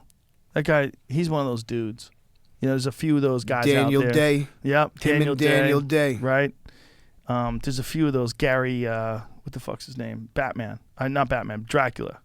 Oldman? Gary Oldman. Yeah, Gary Oldman. Gary sick. Oldman's another one of those guys. True Romance. Yeah. Oh my God. Come on. Man. It's fucking crazy. People forget about that movie, I right? love that movie. Woo! James Gandolfini. Woo! Rest in peace. Oh my God. I think they're Fuck. redoing the fucking Soprano movie. I think that's with his With kid. his son, right? Yeah, They're gonna do a backdated when he was young. I believe so. That's gonna be interesting. I watched Sopranos at least 2-3 times a year. How good was Like he? all. How It's good was fucking unbelievable. Gandolfini? It's unbelievable. When he died, he was another one. When he died, I was like, no, no, It's fucking hard. no. It's hard to hear this shit, man. But when you hear that he was eating good, he was in Rome eating good, drunk, chilling, right? Yeah, he was doing a lot of that, but he died so young. I know, It was man, like it's fucked. 55 or something like that. Something like that. It's fucked That up. guy indulged. But that was like, in that character, you saw that indulgence, right? Like that was real. He really seemed like that guy. Like he seemed like a murderer who was also a good guy, who was like, he was the perfect character for this anti-hero mob boss. That was the first time there was a television show where the star, the head guy, the guy you loved, was a fucking murderer. Yep. Who murdered Christopher Moltisanti. He murdered his friend. To talk about Christopher Moltisanti, I met Michael Imperioli, and he came onto my show, and He's not fucking Christopher Malta. He's not No, Moltisanti. he's an actor. He's just a fucking gentle, beautiful man. He brought me a fucking Buddhist bell. He brought me incense that I still have to this day in my little shrine in my studio. Bro, I fucking loved him. It wasn't awesome. Moltisanti. I thought I was meeting Moltisanti. No. Yeah, Look at these that fucking guys. Fucking show. I mean, Paulie is Paulie. Paulie's amazing. He's definitely him. I've heard Tony Sirico 100. He was 100%. He was like fucking real deal. He plays in the E Street Band. How crazy is that? You know, this is fucking next level shit. They just fuck. Next level. This is like Big pussy. that's an NFT right there. I'll buy that. Give me that shit. That'll be my first Can one. someone explain NFTs to me? 45 people try to explain it to me. I said, fucking suck my dick. What are you out here? I have no idea what any of you are saying. What does it mean? We need to get that Beeple guy on. That dude's made somehow some $69 weirdos million are making money. from an NFT. And I'm fucking laughing. I don't understand it. Do you understand it? I'd rather be simple, to be honest yes with and you. no. I'd rather be simple. I'm happy being simple. Someone was buying Jamie's tweets. Yeah, I sold a couple tweets. For how much? Excuse me. I would don't even say. It was a meme amount, but both of them for over like $5,000. What does that but even then mean? someone took and those. Then I think it was the person who bought them from me to try to create some attention, but it was then there's a bid on it for $1 million. Come on. What? A couple days later. See, What the fuck is going That's on? what I'm saying. What does that mean? That doesn't mean anything. Like Bro, I fucking lose my mind when I hear this. It's like, what? I have so many things that could be this. What do you want? I think it's What do you more- want from me? Just take it. What do they want? Bro, I have fucking 75 things that I have right here in the phone. Can you show me what this is? what can I sell? Just tell me. I think it's more evidence that the simulation is real. We're in a simulation. It's like they're But why like. do some people get it and I don't? Why don't I get it? I don't think anybody gets it. I think they fake it. I think it's like quantum physics. You know, like Richard Feynman said, if you think you understand quantum physics, you don't understand quantum physics. It's fucking ever changing. It changes. It's the Yeah. weather. You don't know the fucking weather. No. There's no predict. How do they predict the weather when it's You know what's crazy to me? It's unpredictable. Farmers' almanacs. I love those things, but How why? How did those things work? Did they? The How accurate? agriculture, the rainfall. How accurate is that? They would buy How do they them. measure that? Farmers would buy those things and they would adjust their crops based on the farmer's almanac that was predicting the weather for like a year. I know farmers that they do it on the moon. Moon cycling farming. Yeah. It's a new thing.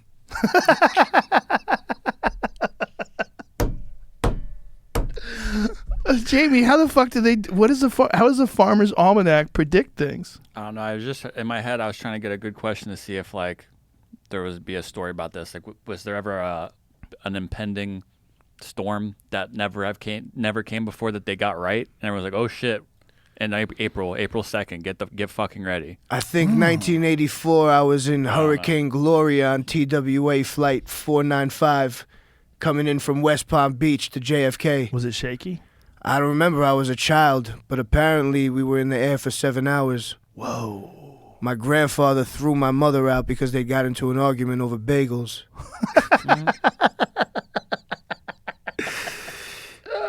This What my is? fucking life? I love it. Let's find out how accurate are farmers' So almanacs. that's why typing that in at the beginning. What's it that says, noise? It's vaping. Oh. I thought you were pulling up a video. That was the wind. Most- I thought it was.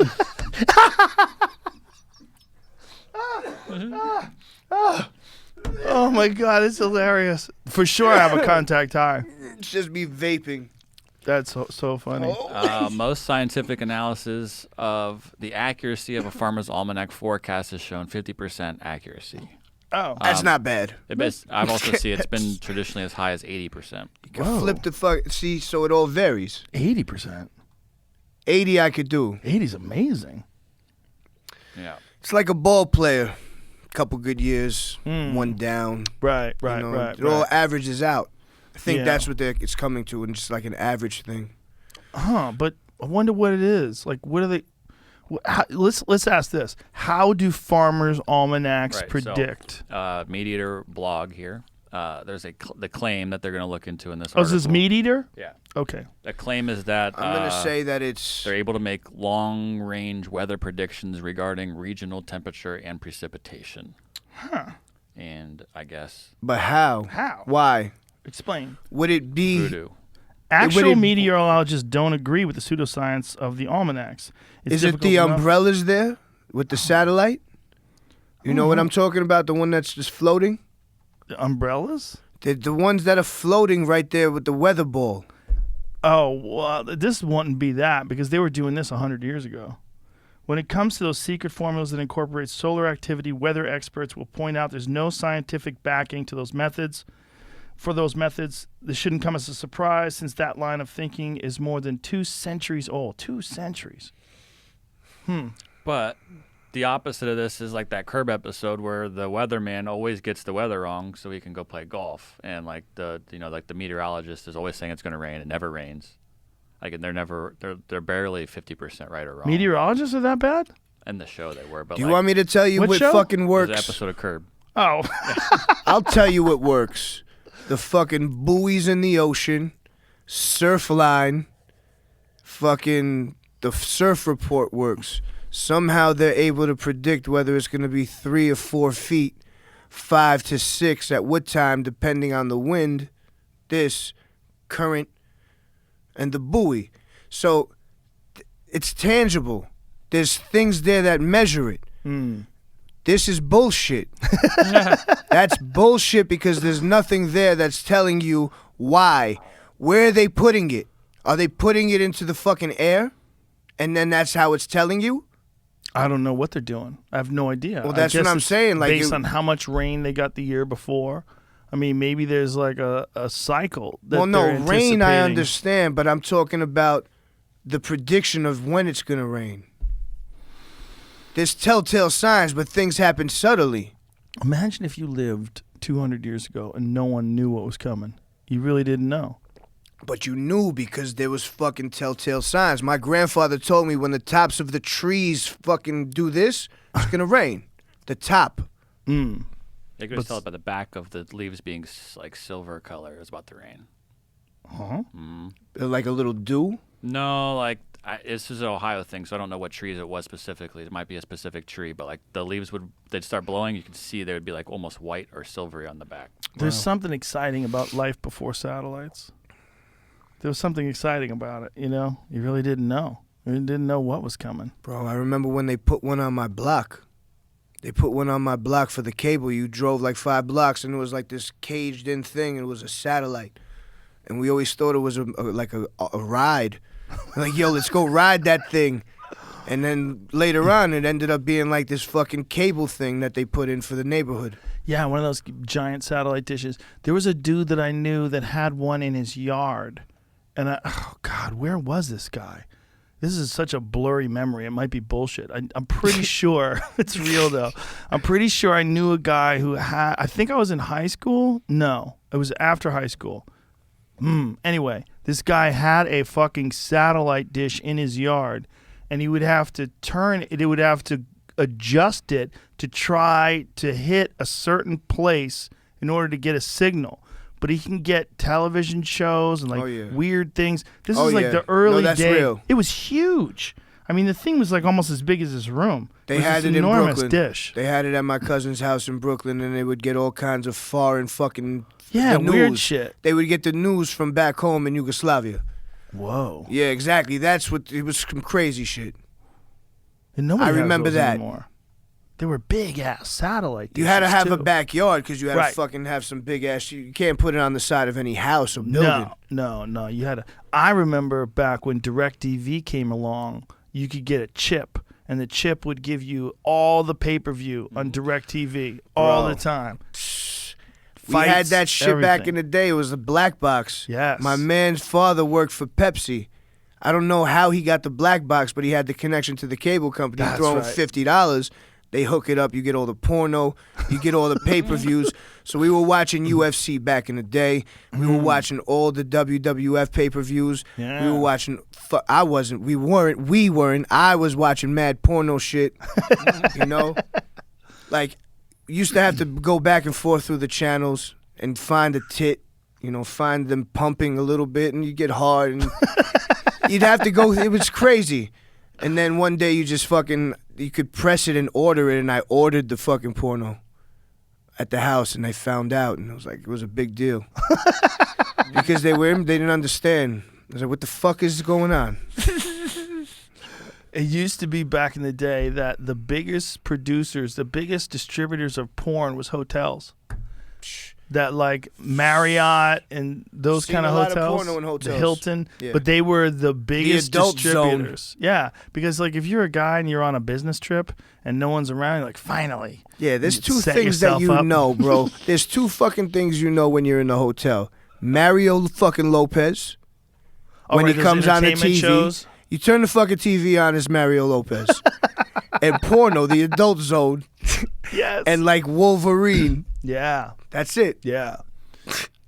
Like- ESPN maybe. I think that for a while, I don't know if that's true now, because now I think the internet is the biggest distributor of porn. But I think for the longest time, it was hotels. I think it was like the Marriott.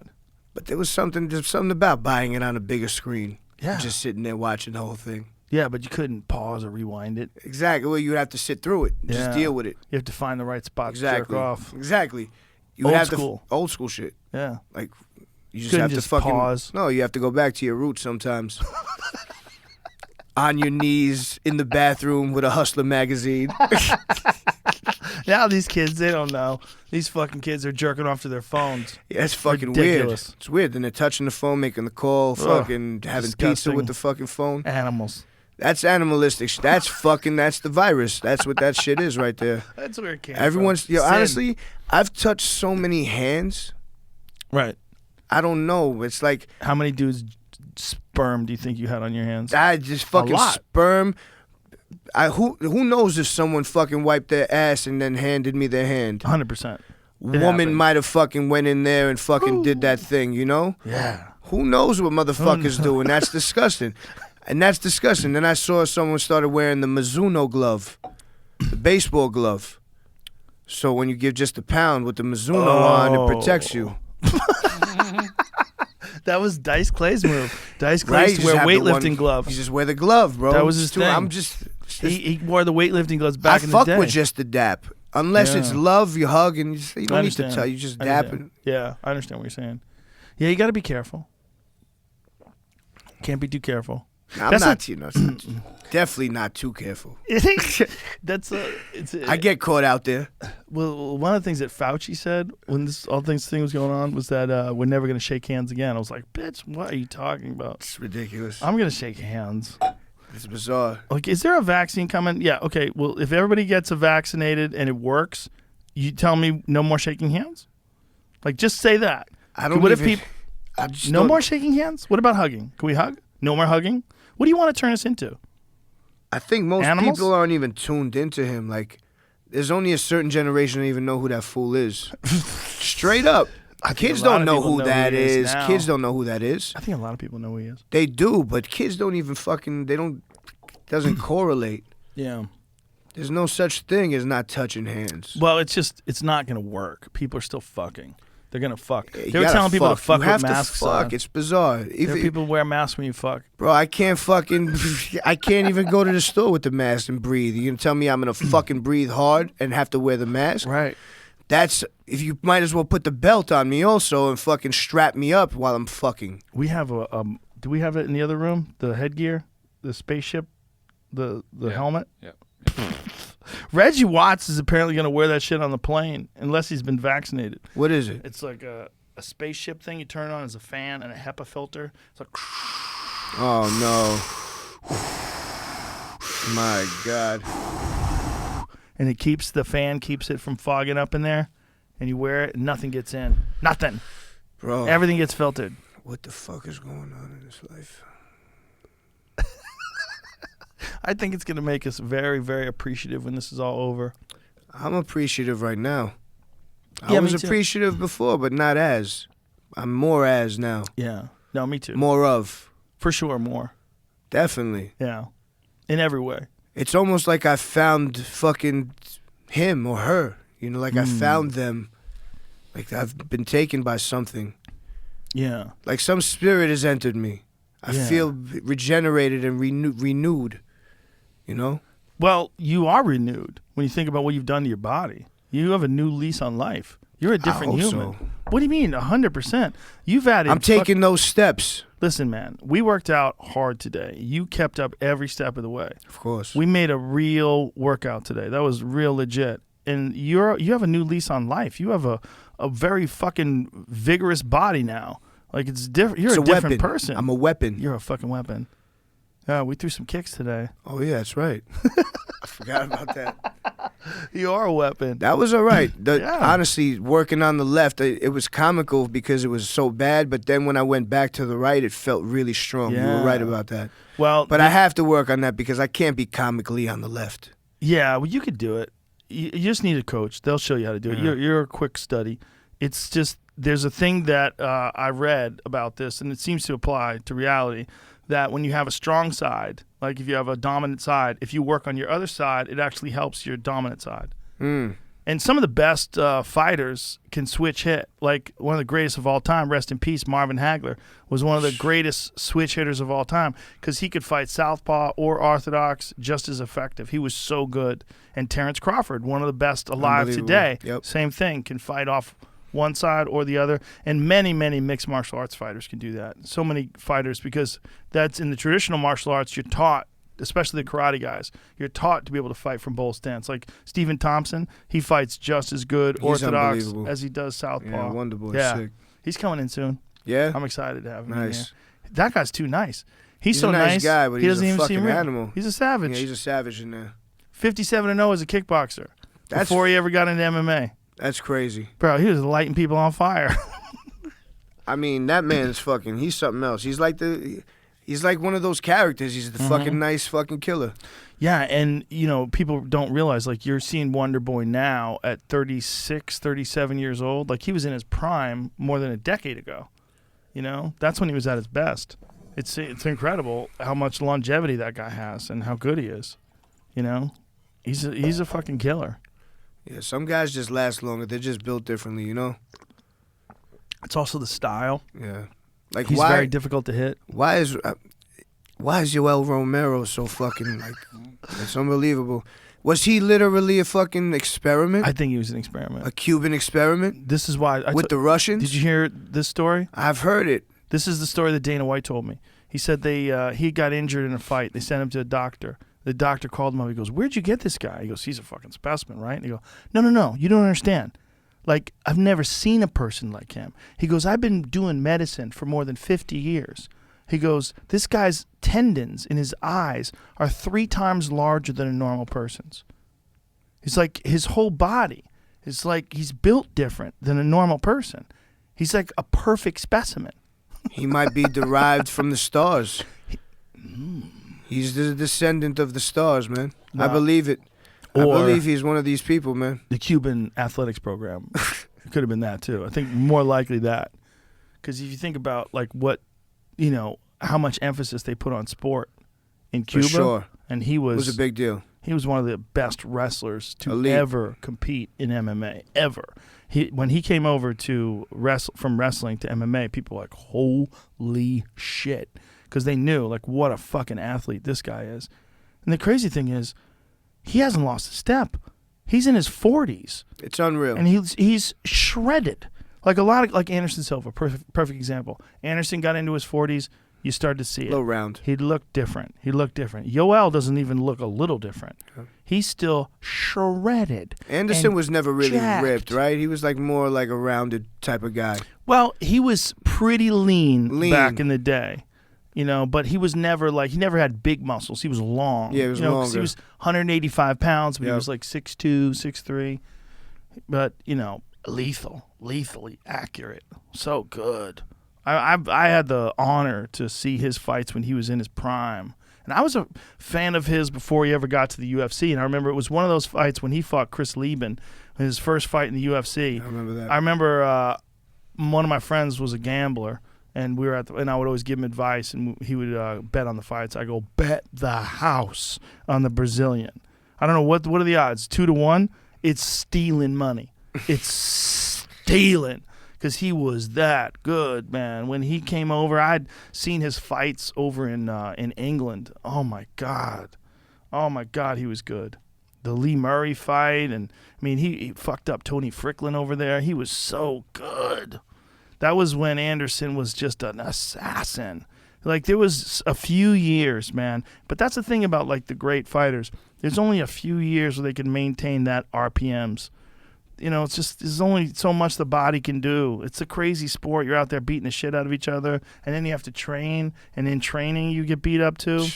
It's heavy on the fucking body, man. Heavy on the mind. Yeah. The stress too. The stress of it all.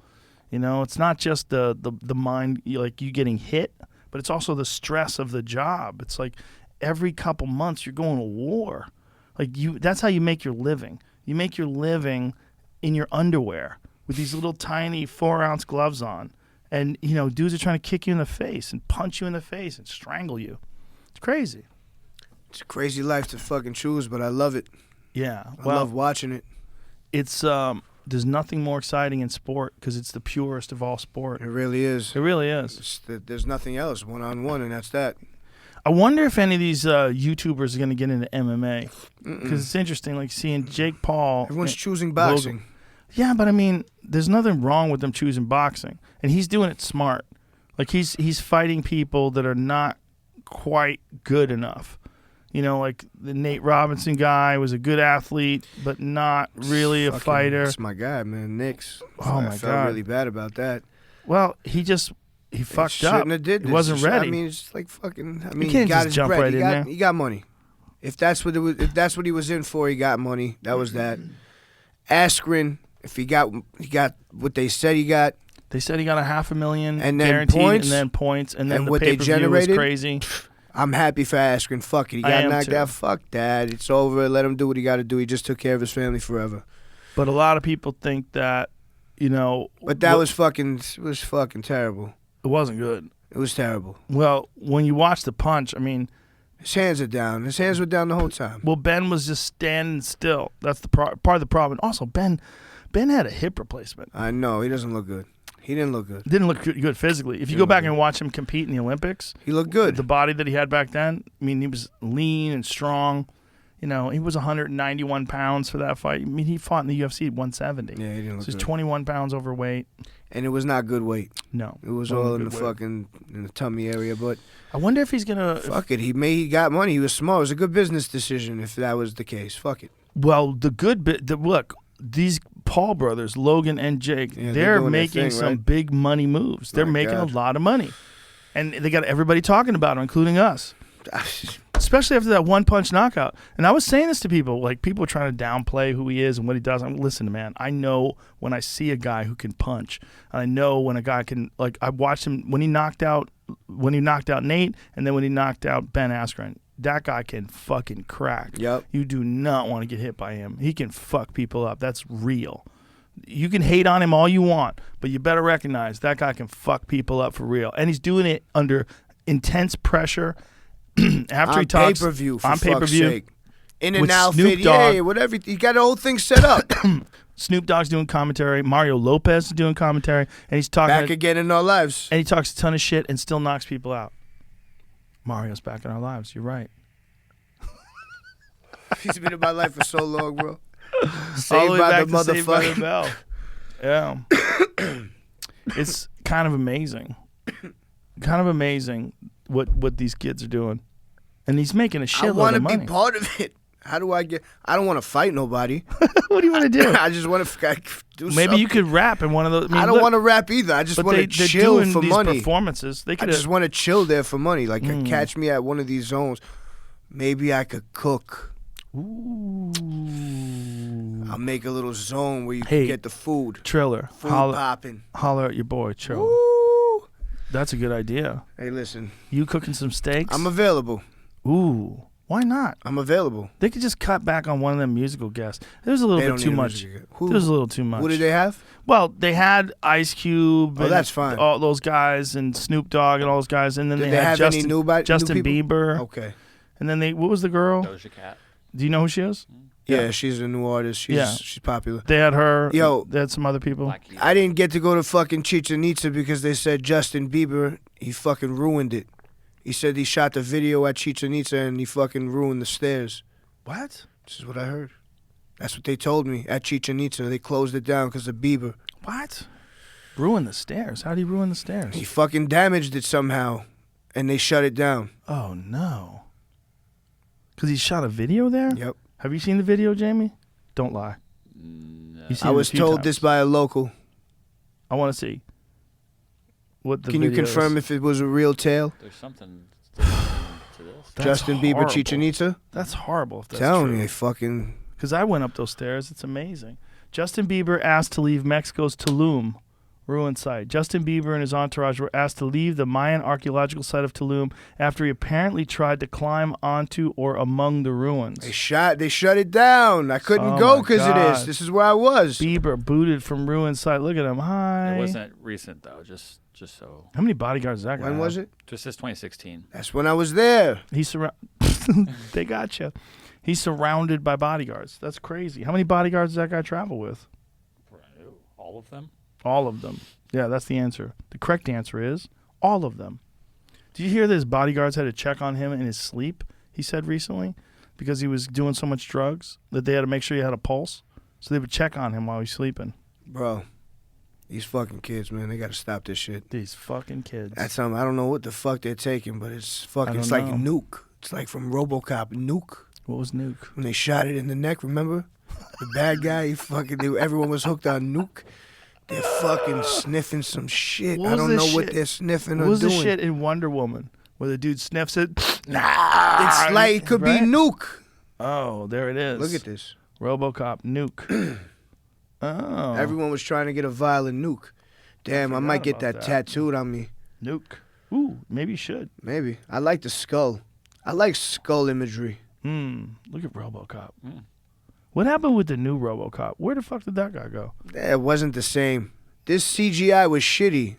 You get sometimes there's a thin line between good and bad is sometimes better than mediocre and good. You know what I mean? Yeah. Bad is really good sometimes. Right, because it's funny. Like old King Kong Exact. movies. Oh, I love that shit. Yeah, It's so yeah. that is charm. Ares, like God art. of War in Wonder Woman. Remember in the first Wonder Woman, the good one, he had this this thing that he would sniff. They had created It's like the smelling salts? Nazis. Yeah, the Nazis had created this like purple dust, Oh and they my sniffed God. this purple dust, and he became a monster. Holy shit. Remember that? Crocodile? You know about crocodile? That's that shit that like makes your bones exposed. Yeah. Dr. Poison. That what it was? This I typed From the in Wonder Woman. first sniff. Wonder Woman Yeah, I got movie. Dr. Poison, enemy of Wonder Woman. He gained metahuman powers by inhaling a special gas. Yeah. See, he would crack Oh these things open and sniff it. Fucking nitrous. Straight up taking that fucking Skin balloon. would go black and have all these fucking like lightning bolts in it and shit. And, all his veins would go dark. It would turn him into a monster. It became superpowered, and then became a god. And then he had to duke it out with Wonder Woman. And who won? Wonder Woman did. Of course she It's did. her fucking movie. Well, she Come fucking on, did. man. Kidding me? Who won? Who won? That's how you know you're stoned. Who won? Yes. Imagine if that dude beat Wonder Woman's Bro, ass. like, Like, it was what? over. They couldn't make a sequel. It was over. They It's just killed over. it They right kill there. Wonder Woman at the very end. It's like No Country for Old Men. The ending ends and everybody's like, what the fuck just happened? Yeah, man. Those movies are nuts. Those movies are nuts when they trick you. Coen Brothers? Yes. Sickos. When a movie ends and then you just go, what? Yeah, man. That's, you got me. You If fucks. they're making anything new, holla, please. I'm Please. available. I don't know what I could play, but please just put me in. I'll fucking be I'll sell someone a beer. Carry a Give a bag. Whatever. Carry the money bag. Just put me in the shit. Those guys make some fucking incredible movies, For man. real, man. Big Lebowski, come on. I mean, Come classic. on. Classic. I used to judge people based on the Big Lebowski. That was one of my moves. I'd go, tell me what you think about the Big Lebowski. If they're like, that movie's stupid, I go, oh, no. They don't get life. That's the wrong answer. They don't get it. They don't But get then it. there's dudes that are overboard that dress like him and try to live exactly like that. That's a dude- little bit nuts. Yeah, it's a little bit nuts that's too. sad. That's sad. Well, That's a somewhere, little bit nuts. Somewhere out there, there's a dude dressing like Blade. driving around in a Dodge Charger with a I fucking would like to samurai dress sword. like fucking Blade. I swear, I thought about it. Sometimes I dress like fucking Blade and just jump in the fucking car with the driving gloves. Do you know how many dudes dress up like Bruce Lee? Oh, everyone. It was Everybody a thing, had kung right? fu outfits. That was the thing, man. Dudes who walk around with kung fu outfits on, with them little tiny shoes. Yep. Those little kung fu, the little Yep. thin soles. Yes. Yeah, that was a thing. I love For a long time, guys dressed up like Bruce Lee. Kung fu outfits were the shit.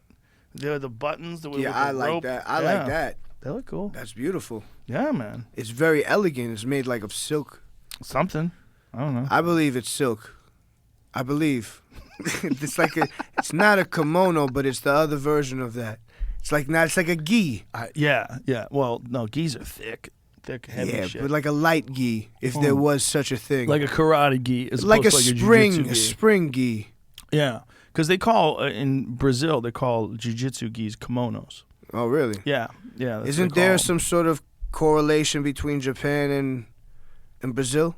Yeah, well, for sure. The jiu-jitsu was originally Japanese, and they brought it down. Count Maeda brought it to Brazil in the early 1900s and taught it to Carlos Gracie and Helio Gracie, and then Helio and then Carlson, down to all and his they family. fought all these no rules fights back in the day, and they essentially Helio and Carlson and Carlos rather created Brazilian Jiu-Jitsu, and Carlson was like the champion of the family. There was like, guys who beat Helio, and then Carlson would go and beat those guys. Carlson was like a bigger, stronger guy. They had some incredible connection with Japan because Japan brought them the art of judo and jiu-jitsu, and then they refined it and turned it into Brazilian jiu-jitsu and became, in my opinion, the most important family in the history of martial arts is the Gracies. They're number one. Like, what they revolutionized martial arts. They changed what people thought was possible. When Hoist Gracie was strangling people with his legs on pay-per-view, people were like, what the fuck is happening? Well, he got Dan Severn, who was a giant-ass, huge wrestler, and he put him in a triangle and made him tap. Crazy. Everybody was like, what in the fuck? What did he just do? He just tapped him out with his legs. With his legs. Yeah, that was unbelievable. Amazing. Right. Amazing. That's what I believe. What do you think about aliens? So many things. You been paying attention to the news, all this alien shit that's happening? All this Pentagon's confirming all this UFO footage? No, I haven't. I'm out of touch with so many things, but I'm in touch with so many things. You understand? Like, I felt this coming. Did you? Oh, yeah, all this shit's about to hit the fan You think so? at some point. I hope so. It's so At some exciting. point. I am so biased, rather. My I'd perspective rather this is type so, of thing than fucking all the negative garbage that's out there. Why not fucking rile things up with this? Yeah. Oh, I agree. You know? I agree. Yeah, I couldn't agree more. There's so much negativity, but I think this negativity is accentuated by social media. But then, really, the fucking pandemic was gas on the fire, and now everybody they're more interested in being negative than anything. They're more interested in looking at the worst aspects of people instead of like granting them forgiveness, instead of just like going, people make mistakes. Everybody's like, burn them down, cancel culture, fuck you. Ugh. Yeah, it's so anti-human. I'm just trying to fucking stay low, man. I want to be away from all that garbage. Yeah. I me try to too. keep my mind just, with those things you just showed me, with those characteristics from the 4 agreements. Yeah. I'm trying to live this way. I'm trying Yeah. a path that I'm happy. Yeah. I want to be happy. I want to live my life to the fullest and have the people around me very happy. Yeah. And just like, That's just possible. live to the best. It's possible in a small group, and if all the people that are in these small groups also live this way, then these small groups can come together, and we could live pretty much like that as a nation, as a country, as a world even. We just have to understand what this is all about. It's like, you can create conflict if you want. You could just live and dwell in negativity if you choose, but you don't have to. And you could choose to be positive. You have And the it's choice. And it's hard. Choices. It's hard when you feel like you got no hope and your life is not what you want it to be and you're not where you want to be, and it's hard. It's hard for a lot of folks to see past that. It's true. But I You feel know? like everyone has to know that they have choices. Well, That there's not like Not every door is closed. There's choices to be made. That's why I think You have to fucking, what you've done with your body, what you've done over the last year, with showing that you can make positive choices and it really can change your life. It really can. I think, we talked about this today, that you were inspiring people when we were working out. Yeah. But I really think it's probably hard to know how much you inspire people. I think you probably inspire thousands and thousands of people to change their lives and to live a better, more healthy life because they saw you doing it. For sure. Like, I was definitely an example of, I don't even like overindulgence and just fucking living to the fullest without any regard, with zero regard, Yeah. It's just fucked up. But it was fun, but it's not the right thing to do. So I wanted to show myself that I could do this. Like, I don't have to fucking just be, a fucking eating animal. Well, not only that, you carry it with know. you on the road. I have to. My manager got a hold of me, and she was like, Action Bronson is looking for a gym. I'm like, fuck yeah, he is. Fuck yeah, he is. I'm like, let's bring him down to the On It gym. We got gyms. Hell yeah. We got plenty of room. I go, let's work out. Let's do something. I love that. Yeah. I mean, listen, that's exactly what I needed. Yeah, no, it was cool, Wolf, man. that was a good John Wolf's experience, the bro. shit. I had a great experience. Listen, brother, it's always great seeing you, but You're the man. you make me feel very happy. I'm Thank real you, man. happy for you. I love it. I love what you're appreciate doing. you, Keep bro. going. A year from now, you're going to look like Camille. Yeah, that's right. Super jacked, Hey, veins listen, on your man. face and shit. No fucking ceilings. No ceilings. There's just no ceilings. gains. Yeah, like that DMT trip you had. Smash Exactly. through that shit. Smash through. Smash through. All of us. Everybody listening. Everyone. Even the haters. Come on. You could be better. We can all be better together. Young Jamie. Tell these motherfuckers about your shirt. Oh, shit. New shirt. YoungJamie.com. Yeah. 420 special. People that love Hell this. yeah. People that love this design. Oh, well, look what we got, bitches. Beautiful. Pull that shit up, Jamie. Enjoy. Enjoy. I love it. YoungJamie.com. And that's it. Brother, you're the the shit. best. I love you, man. Thank you. You're the best. No, you're the best. Goodbye, everybody. Have fun. 4 agreements or 5, whatever you want. Shit. Go by 2. Do your best. Much love.